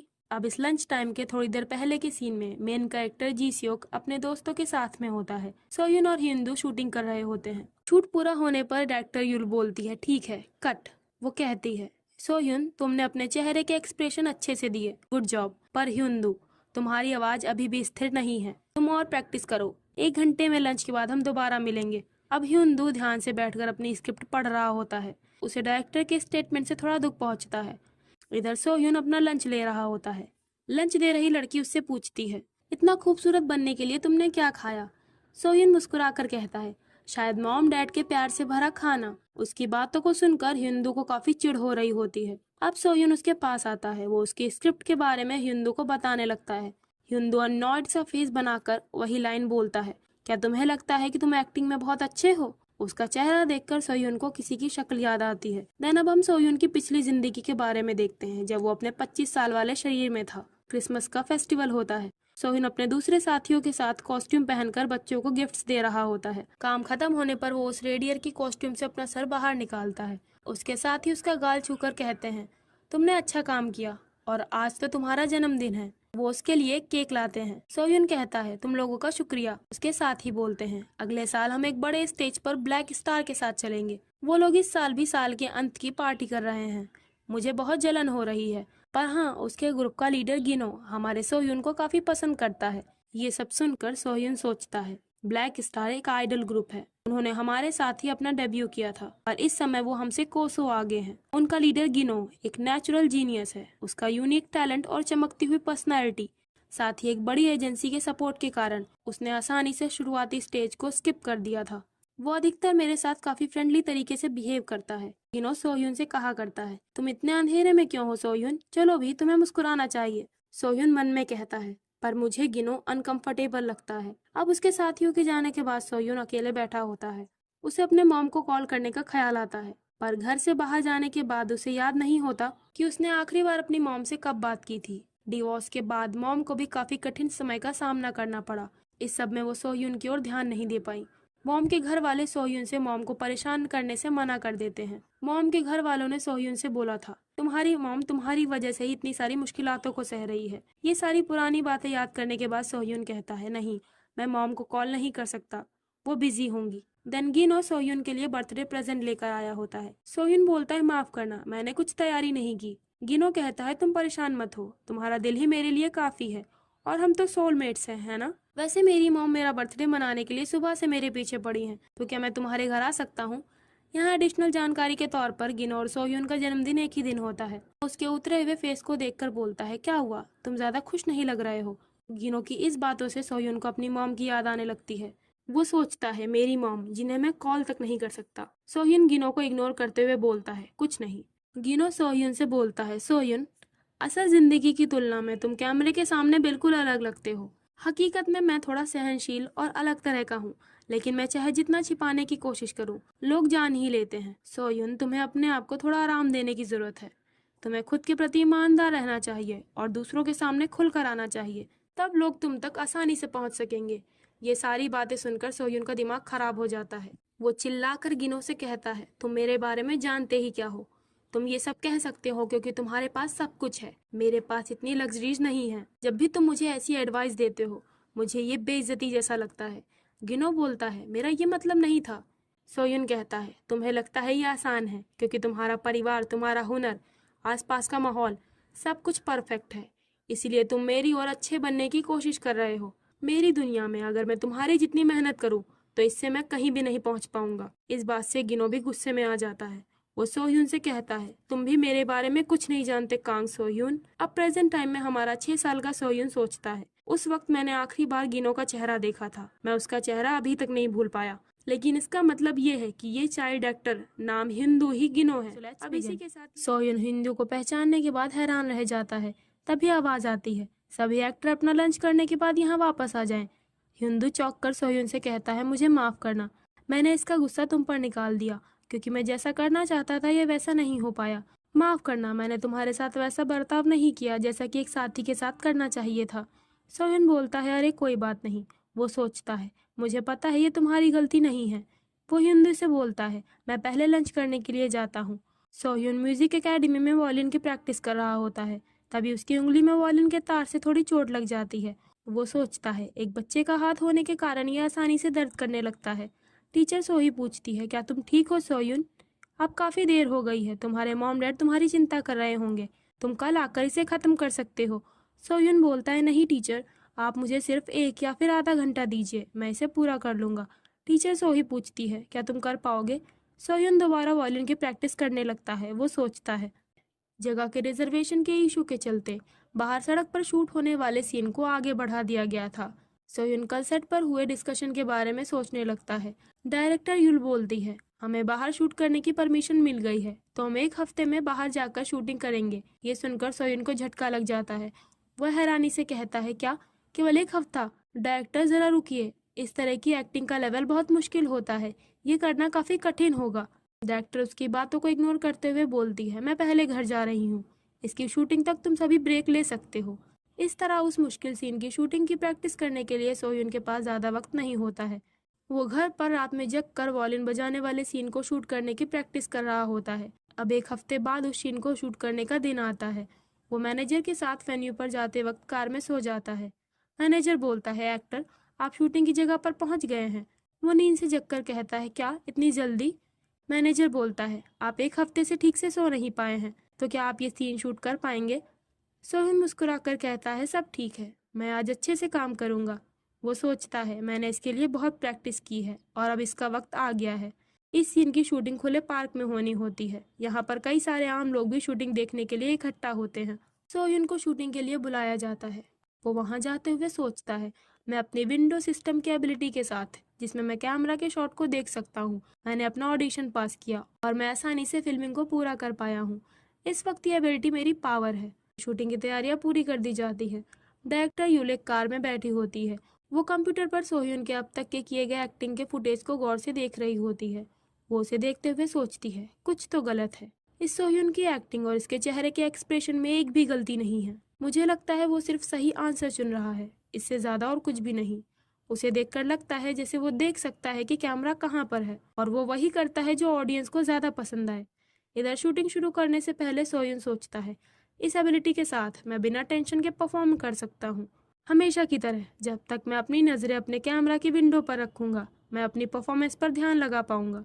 लेकिन जैसे ही शूटिंग शुरू होती है, उसके सामने 20 से भी ज़्यादा विंडो स्क्रीन्स आने लगते हैं। वो परेशान होकर सोचता है, क्या ये तो बहुत सारी स्क्रीन्स हैं, पर इतने सारे कैमरास कहाँ से आए? वो पलट कर देखता है, पार्क में आए हुए लोग अपने फ़ोन के कैमरा से उसकी फ़ोटोज़ और वीडियोज़ ले रहे होते हैं। इसी वजह से सोह्युन के सामने इतनी ज़्यादा विंडो स्क्रीन आ रही होती हैं। मूवी का स्टाफ भी इन्हें कंट्रोल नहीं कर रहा होता है। सोह्युन परेशान होकर सोचता है, इतनी सारी स्क्रीन में मैं किसकी ओर ध्यान दूँ? वो वायलिन बजाने की कोशिश करते हुए सोचता है, मुझे ऐसी सिचुएशन की आदत हो गई है जहाँ कई सारे कैमरास मेरे सामने होते हैं, पर ये कुछ अलग है। यहाँ मुझे ना केवल बेहतर तरीके से एक्टिंग करनी है, बल्कि साथ में वायलिन भी बजाना है। काश मैं अभी वो विंडो स्क्रीन देख पाता जिसकी मुझे ज़रूरत है। तभी एक विंडो स्क्रीन उसके करीब आ जाती है। इधर प्रोडक्शन टीम के मेंबर डायरेक्टर से कहते हैं कि आज सोह्युन की तबीयत ठीक नहीं है, वो जिस तरह बजा रहा है वो सही नहीं है। सोह्युन के सामने विंडो स्क्रीन्स बड़ी होती जा रही होती हैं। उसे पता चलता है कि आम लोगों के कैमरा की विंडो स्क्रीन का साइज कम किया जा सकता है। वो अपने हिसाब से उनका साइज छोटा कर देता है। अब वो अपने दिल की बात सुनते हुए रिलैक्स होकर वायलिन बजाने के साथ अपनी एक्टिंग शुरू करता है। वो अपनी अगल बगल की विंडो स्क्रीन के मुताबिक अपने बेहतरीन एक्सप्रेशन देता है। ये देखकर प्रोडक्शन टीम के साथ साथ वहाँ की पब्लिक भी खुश हो जाती है। इस तरह ये सीन बिना किसी रीटेक के शूट हो जाता है। स्टाफ के मेंबर उसकी तारीफ करते हुए बोलते हैं, सोह्युन तुम शुरुआत में काफी नर्वस थे, पर तुमने बहुत अच्छा किया। यहाँ तक कि रास्ते से गुजर रहे लोग भी तुम्हारा परफॉर्मेंस देखकर आखिर में तालियां बजाने लगे। सोह्युन सोचता है, अगर मैंने उन विंडो स्क्रीन का साइज ठीक ना किया होता तो मैं मुश्किल में पड़ जाता। वो डायरेक्टर यूल के पास आकर उनसे बोलता है, डायरेक्टर शुरुआत में मैं थोड़ा नर्वस था, तो क्या मेरी परफॉर्मेंस अच्छी रही? डायरेक्टर कहती है, ये परफेक्ट था। परफॉर्मेंस की शुरुआत में हमारे मेन लीड के इमोशन तनाव और एक्साइटमेंट से शुरू होते हैं, तो तुमने अच्छा काम किया। सोह्युन बोलता है, आपका शुक्रिया। तभी डायरेक्टर बोलती है, लेकिन इसके बाद का सीन बहुत ज़्यादा ही परफेक्ट था। तुम्हारे चेहरे के हाव भाव, एक्टिंग, कैमरा एंगल, सब कुछ। इसीलिए मैं इस बात पर यकीन नहीं कर सकती कि ये कितना कैलकुलेटेड लगता है। सोह्युन को डायरेक्टर की बात समझ नहीं आती। डायरेक्टर यूल सोचती है, इसकी इस तरह की परफॉर्मेंस के साथ आगे का शूट करना मुश्किल होगा। सोह्युन सोचता है, क्या ज़्यादा परफेक्ट होना अच्छा नहीं है? आखिर परेशानी क्या है? इस तरह सोह्युन डायरेक्टर की बातों से थोड़ा परेशान सा हो जाता है। देन शूटिंग के बाद में वो अपनी प्रैक्टिस के लिए वापस चला गया। समय बीतता गया और अगली शूटिंग का दिन आता है। सोह्युन शूट कर रहा होता है, पर डायरेक्टर हर डायलॉग के बाद कट बोलकर उसे करेक्ट करने को बोल रही होती है। सोह्युन इससे परेशान हो जाता है। सोह्युन कई तरह के फेस एक्सप्रेशन देता है, लेकिन डायरेक्टर सभी को रिजेक्ट कर देती है। वो बोलती है, तुम्हारे चेहरे के एक्सप्रेशन दोबारा से बनावटी लग रहा है। इस तरह वो उसे थोड़ी देर का ब्रेक दे देती है। बाहर आकर सोह्युन मैनेजर सांगिल के पास आता है। मैनेजर बोलता है, मुझे नहीं मालूम उनकी समस्या क्या है। सोह्युन उदास होकर बोलता है, मुझे भी नहीं पता। केवल डायरेक्टर को छोड़कर सभी लोगों को मेरी एक्टिंग ठीक लग रही है। सच में ये बहुत कठिन है। तभी अचानक उन दोनों के पीछे से डायरेक्टर यूल वहाँ आ जाती है। वो कहती है, क्या कठिन है? उसे अचानक वहाँ देखकर मैनेजर और सोह्युन चौंक जाते हैं। वो एक ड्रिंक पीते हुए बोलती है, सोह्युन क्या तुम इसलिए नाराज हो क्योंकि मैं लगातार तुम्हारे सीन को काट रही हूँ? सोयन हिचकिचाकर कहता है, ऐसा नहीं है डायरेक्टर। मैनेजर डायरेक्टर को देखकर वहाँ से निकल लेते हैं। डायरेक्टर बोलती है, कांग सोयुन, क्या तुम्हें लगता है कि हम सब बदसूरत हैं? मैं तुम्हें कुछ बताती हूँ। एक बार एक नए एक्टर ने बेहतरीन तरीके से परफॉर्मेंस दी। उसे देखकर ऐसा लगता था जैसे उसे हमेशा मालूम होता था कि सबसे अच्छे कैमरे कहाँ पर हैं। हमें हमेशा ही उसके अच्छे अच्छे शॉट्स मिले। सोयन सोचता है, लगता है वो बिल्कुल मेरी तरह था। पर क्या वो एक्टर बिना किसी एबिलिटी के कर सकता था? शायद वो एक राक्षस होगा। डायरेक्टर युल बताती है, वो एक किताबी एक्टर था। इंडस्ट्री में हर कोई उसके साथ काम करना चाहता था क्योंकि उन्हें इसको लेकर भविष्य में सफलता की संभावना होती थी। खैर सोयुन, तुम्हें पता है उसके बाद क्या हुआ? वो एक्टर नाम बनाने के लिए विदेश चला गया। वहां जाकर उसने अपना निकनेम एआई रख लिया और इसके बाद वो एक नई इंडस्ट्री में चला गया जिसके बारे में किसी को कुछ नहीं पता। सोयुन कंफ्यूज होकर पूछता है, क्या एआई यानी आर्टिफिशियल इंटेलिजेंस? डायरेक्टर बोलती है, नहीं, उसका निकनेम एआई था।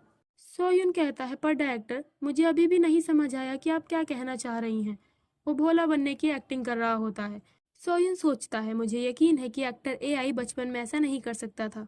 डायरेक्टर युल कहती है, तुम ऐसी एक्टिंग करना बंद करो जैसे कि तुम सेल्फी ले रहे हो। फिल्म और सेल्फी में अंतर होता है। सोयुन सोचता है, एक फिल्म और सेल्फी। अब डायरेक्टर चली जाती है। मैनेजर सांगिल, जो कि डायरेक्टर के डर के मारे झाड़ियों के पीछे छुपे हुए थे, वो अचानक बाहर आकर सोयुन से पूछते हैं, क्या वो चली गई? सोयुन चौंक कर बोलता है, आपने मुझे डरा दिया, और आप वहाँ क्या कर रहे हैं? वो मैनेजर से पूछता है, मिस्टर सांगिल, क्या आपको लगता है कि मेरी एक्टिंग कुछ ज्यादा ही बेहतरीन है? सांगिल बोलता है, क्या आप ये दावा करना चाह रहे हैं कि ये बहुत बेहतरीन है? सोहिन कहता है, नहीं नहीं, मेरा मतलब, क्या आपको लगता है कि मैं एक एआई रोबोट जैसा हूँ? मैनेजर सांगिल बोलता है, एक्टर, हालांकि आपकी एक्टिंग किताबी है, पर इसीलिए मैं इसे पसंद करता हूँ। आप पर वो कैरेक्टर्स पसंद आएंगे जो बेहतरीन और बारीक हों, और यही वजह है कि ऑडियंस इसे पसंद करती है। सोहिन बोलता है, हाँ, मैंने भी यही सोचा। वो सोचता है, लेकिन तुम चाहे जो कर लो, तुम हर तरह से डायरेक्टर को खुश नहीं कर सकते। अब ब्रेक के बाद शूटिंग दोबारा स्टार्ट हो जाती है। ये सीन होता है जहाँ मेन लीड एक बड़े स्टेज पर जजेस के सामने अपनी वॉयलिन परफॉर्मेंस देता है। एक जज उससे बोलती है, तुमने अपने इमोशन को अच्छे से एक्सप्रेस किया। वैसे तुम दूसरे कंटेस्टेंट के मुकाबले कम उम्र के हो, तुम यहाँ क्यों आए हो? यहाँ पर सोयुन डायलॉग बोलने से पहले डायरेक्टर की कही बातों को सोचने लगता है। उसके सामने विंडो स्क्रीन ओपन होती है। वो सोचता है, यह ऐसा है जैसे कि मैं सेल्फी ले रहा हूँ। डायरेक्टर की ये बात मेरे दिल पर लग गई। स्क्रीन पर आने वाले चेहरे के रिफ्लेक्शन की निगरानी करते हुए मैं खुद को पूरी तरह से बनावटी बनाने का आदी हो गया था। यानी एक एक्टर ऐसी परफॉर्मेंस दे रहा था जिससे उसे हमेशा ही सही उत्तर मिला, लेकिन एक मूवी उन सही आंसर्स को गेस करना नहीं होती जो कि ऑडियंस चाहती है। ये केवल ऑडियंस के बारे में नहीं होता है। ऐसा कोई तो है जो शूटिंग की शुरुआत और अंत के लिए जिम्मेदार होता है। मुझे यहाँ जो करना चाहिए वो ये है, तुम जो देखते हो उसमें मत उलझो। सोहिन अपना डायलॉग बोलता है, मैं फेमस होना चाहता हूँ ताकि। तभी वो जोर से रोते हुए बोलता है, मॉम, डैड, आप कहाँ पर हैं? उसे देखकर मैनेजर स्क्रिप्ट की ओर देखने लगता है। वो सोचता है, एक्टर, आपने तो अपनी पूरी लाइंस ही बदल दी। तो स्क्रिप्ट के मुताबिक सोयुन को यहाँ जोश के एक्सप्रेशन के साथ अपना डायलॉग बोलना था, पर रोने की एक्टिंग से उसने अपनी स्क्रिप्ट ही बदल दी होती है। तभी डायरेक्टर युल बोलती है, ठीक है, कट। प्रोडक्शन स्टाफ का एक आदमी डायरेक्टर से कहता है, ये स्क्रिप्ट और एक्टिंग अलग है, तो क्या ये सही होगा डायरेक्टर? डायरेक्टर उस आदमी से कहती है, बाय एनी चांस, क्या तुमने कभी एक चूजे को चील की तरह उड़ते हुए देखा है? मुझे लगता है कि अब ये सोयुन चील बन चुका है। डायरेक्टर की ये बात उस आदमी के सर के ऊपर से निकल जाती है। डायरेक्टर मन में कहती है, कांग सोयुन, तुम्हारा फ्यूचर काफी खतरनाक है। देन इस तरह पतझड़ के मौसम के अंत तक मूवी शैडो पाथ की शूटिंग पूरी हो जाती है। ये मूवी पहली बार नए साल पर रिलीज हो रही होती है। मूवी का प्रीमियर होता है जहां मूवी थिएटर में डायरेक्टर, सोयुन और बाकी के एक्टर्स आते हैं। सभी लोग बैठकर मूवी देखने लगते हैं। सोहिन मूवी देखते हुए एक्साइटेड होता है। वो उस पार्क वाले सीन को देखकर सोचता है, सच में ये बहुत परेशान करने वाला था क्योंकि यहाँ बहुत सारे कैमरे थे। किस्मत से इस सीन की एडिटिंग काफी बेहतर तरीके से की गई है, इसीलिए ये ठीक लग रहा है। इसे बड़े पर्दे पर यानी थिएटर में देखना एक अलग ही एहसास होता है। अब मूवी का आखिरी सीन आता है।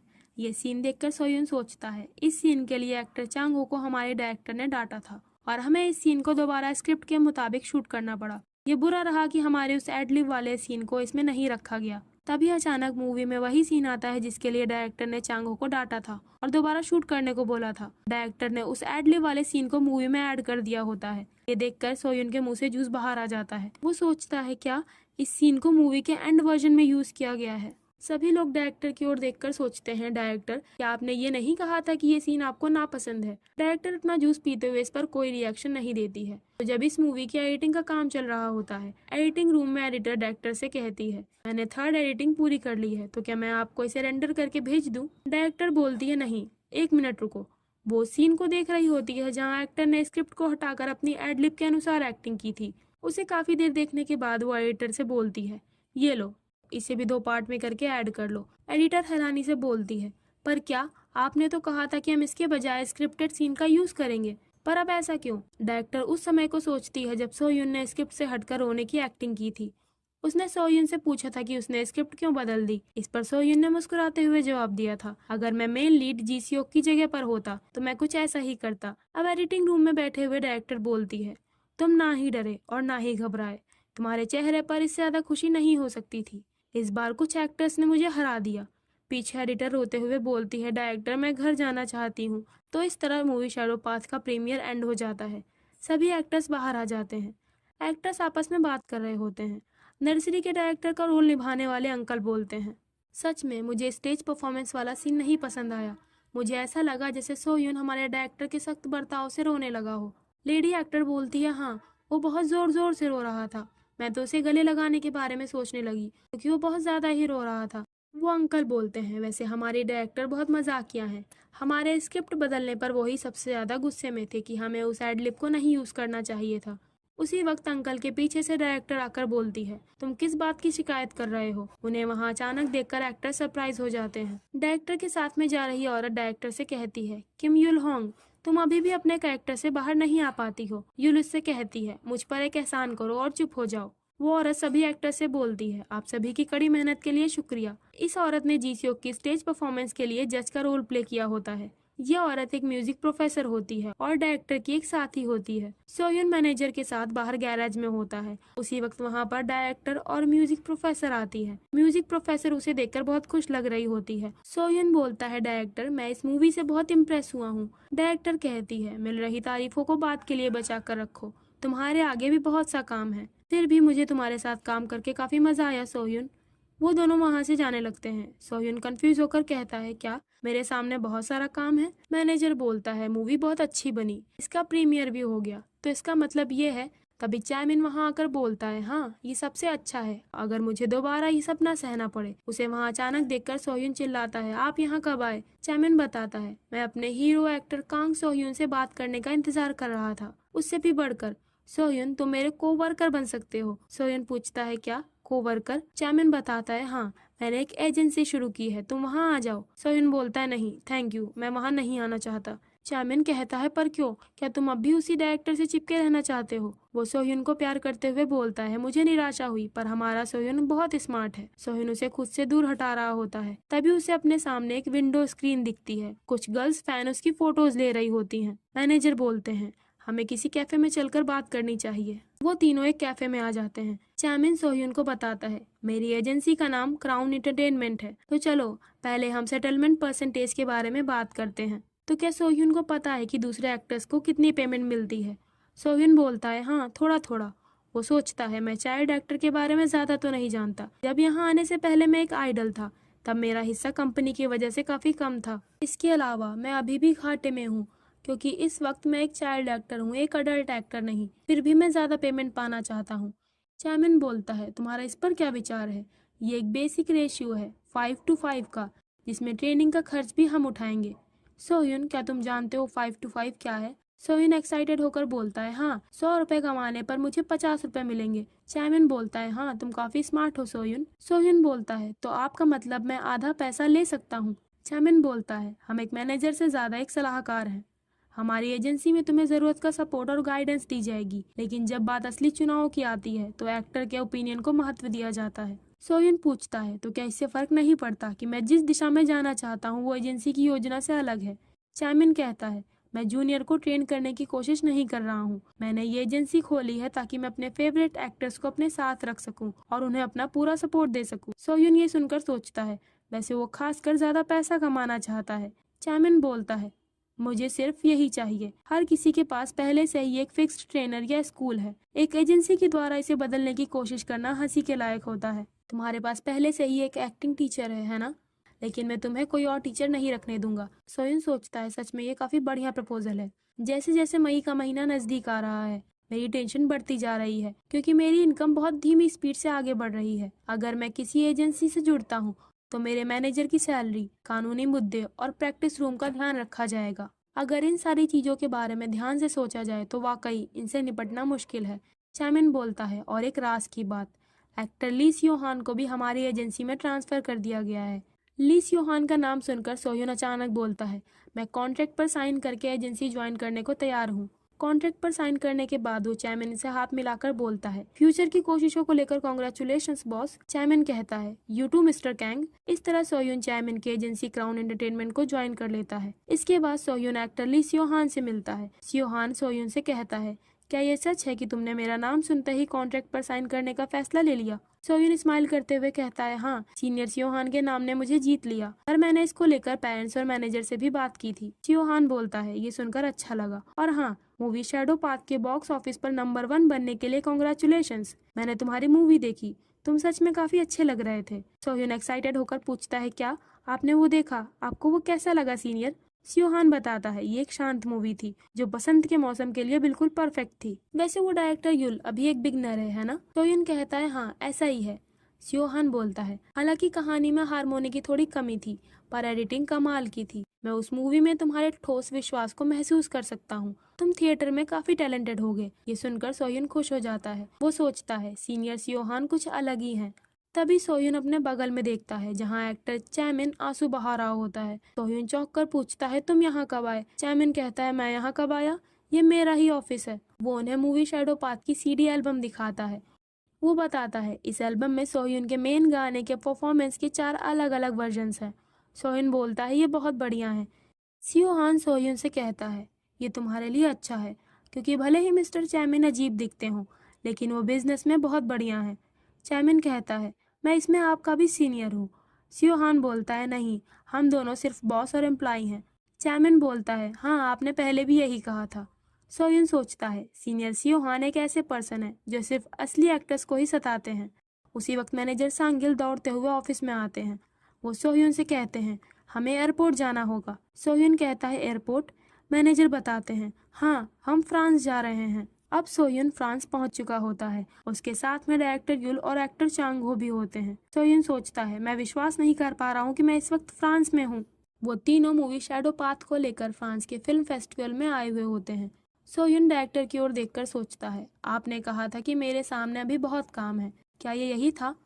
वो पासपोर्ट और दूसरे कागजी काम को लेकर मन में डायरेक्टर युल का शुक्रिया अदा करता है। तभी अचानक उसके दांत टीसने लगते हैं। डायरेक्टर पूछती है, क्या तुम बीमार हो? सोह्युन कहता है, नहीं नहीं, मैं एकदम ठीक हूँ। वो कहती है, ठीक है, तुम मेरे पीछे ही रहना ताकि तुम खो ना जाओ। एक्टर चांग हो उसे गोद में ले लेते हैं। वहाँ के न्यूज एंकर उससे पूछते हैं, मूवी शैडो पाथ जो कि कोरिया में बहुत हिट रही थी, वो आज कैनस फिल्म फेस्टिवल में शो हो रही है। आपको यहाँ इनवाइट किया गया है, इससे आपको कैसा महसूस हो रहा है? सोह्युन उन्हें जवाब देते हुए कहता है, मैंने इसकी कल्पना भी नहीं की थी, ये बहुत सम्मान की बात है। एंकर पूछती है, एक 7 साल के बच्चे में वॉलिन बजाने का हुनर, आप क्या सोचते हैं? क्या आप एक अच्छा अवार्ड जीत कर अपने पेरेंट्स को दिखाना नहीं चाहते? सोह्युन बोलता है, सच कहूँ तो ये मुझे आसान नहीं लगता क्योंकि बाकी सभी एक्टर्स काफी अच्छे हैं। इस पर एक्टर चांगो सोह्युन से कहते हैं, क्या तुम कुछ ज्यादा ही शालीन नहीं बन रहे? सोह्युन सोचता है, मैंने कोरिया में बेस्ट चाइल्ड एक्टर का अवार्ड जीता है, पर वर्ल्ड स्टेज की बात अलग है। वैसे भी जीतना तो सिर्फ एक बोनस है क्योंकि इस उम्र में सिर्फ कैनस फिल्म फेस्टिवल में आना ही अनबिलीवेबल है। अवार्ड देने का इवेंट शुरू होता है। सोह्युन को मूवी शैडो पाथ के लिए बेस्ट एक्टर अवार्ड मिलना अनाउंस किया जाता है। अपना नाम सुनकर सोह्युन ब्लैंक हो जाता है। एक लड़की उसे बताती है, कॉन्ग्रेचुलेशंस सोह्युन, तुम पहले कोरियन हो जिसने ये चैपर ट्रॉफी अवार्ड जीता है। सोह्युन खतरनाक तरीके से नर्वस फील कर रहा होता है। ये ट्रॉफी आमतौर पर कैनस न्यू कमर अवार्ड के नाम से जानी जाती है। ये अवार्ड एक चमकते फ्यूचर वाले मेल या फीमेल एक्टर को दिया जाता है। सोह्युन सोचता है, मुझे विश्वास नहीं हो रहा है कि मैंने कैनस फिल्म फेस्टिवल में अवार्ड जीता है। मुझे क्या करना चाहिए? मैंने कभी इसकी आशा नहीं की थी। वो अवार्ड लेने के लिए स्टेज पर जाता है, तभी उसका पैर फिसलता है और वो धड़ाम से स्टेज पर गिर जाता है। अवार्ड देने वाले अंकल पूछते हैं, क्या तुम ठीक हो? सोयन खड़े होते हुए कहता है, हाँ मैं ठीक हूँ। उसे वो अवार्ड दे दिया जाता है। तभी उन अंकल को अपने जूते के नीचे कुछ दिखता है। सोयन माइक से कहता है, मेरे लिए वोट करने के लिए आप सभी का शुक्रिया। मैं ये अवार्ड जीतने पर बहुत ज्यादा खुश हूँ। तभी वो अंकल अपने हाथों में किसी चीज को उठाकर सबको दिखाने लगते हैं। सोयन सोचता है, अरे नहीं, ये नहीं हो सकता, ये तो मेरा ही दांत है जो इधर उधर हिल रहा था। लगता है जब मैं स्टेज पर गिरा तभी ऐसा हुआ। लेकिन इसका मतलब मेरा चेहरा इस समय कैसा दिख रहा होगा। सभी लोग तालियां बजाने लगते हैं, पर सोयन अपने टूटे हुए दांत को लेकर एम्बैरेस महसूस कर रहा होता है। ये उसके आगे का दांत होता है जो उस वक्त गिरने से टूट जाता है। इस तरह टूटे हुए दांत के साथ उसकी फोटो इतिहास में दर्ज हो जाती है। और साथ ही ये पार्ट भी हम यहाँ पर एंड करते हैं।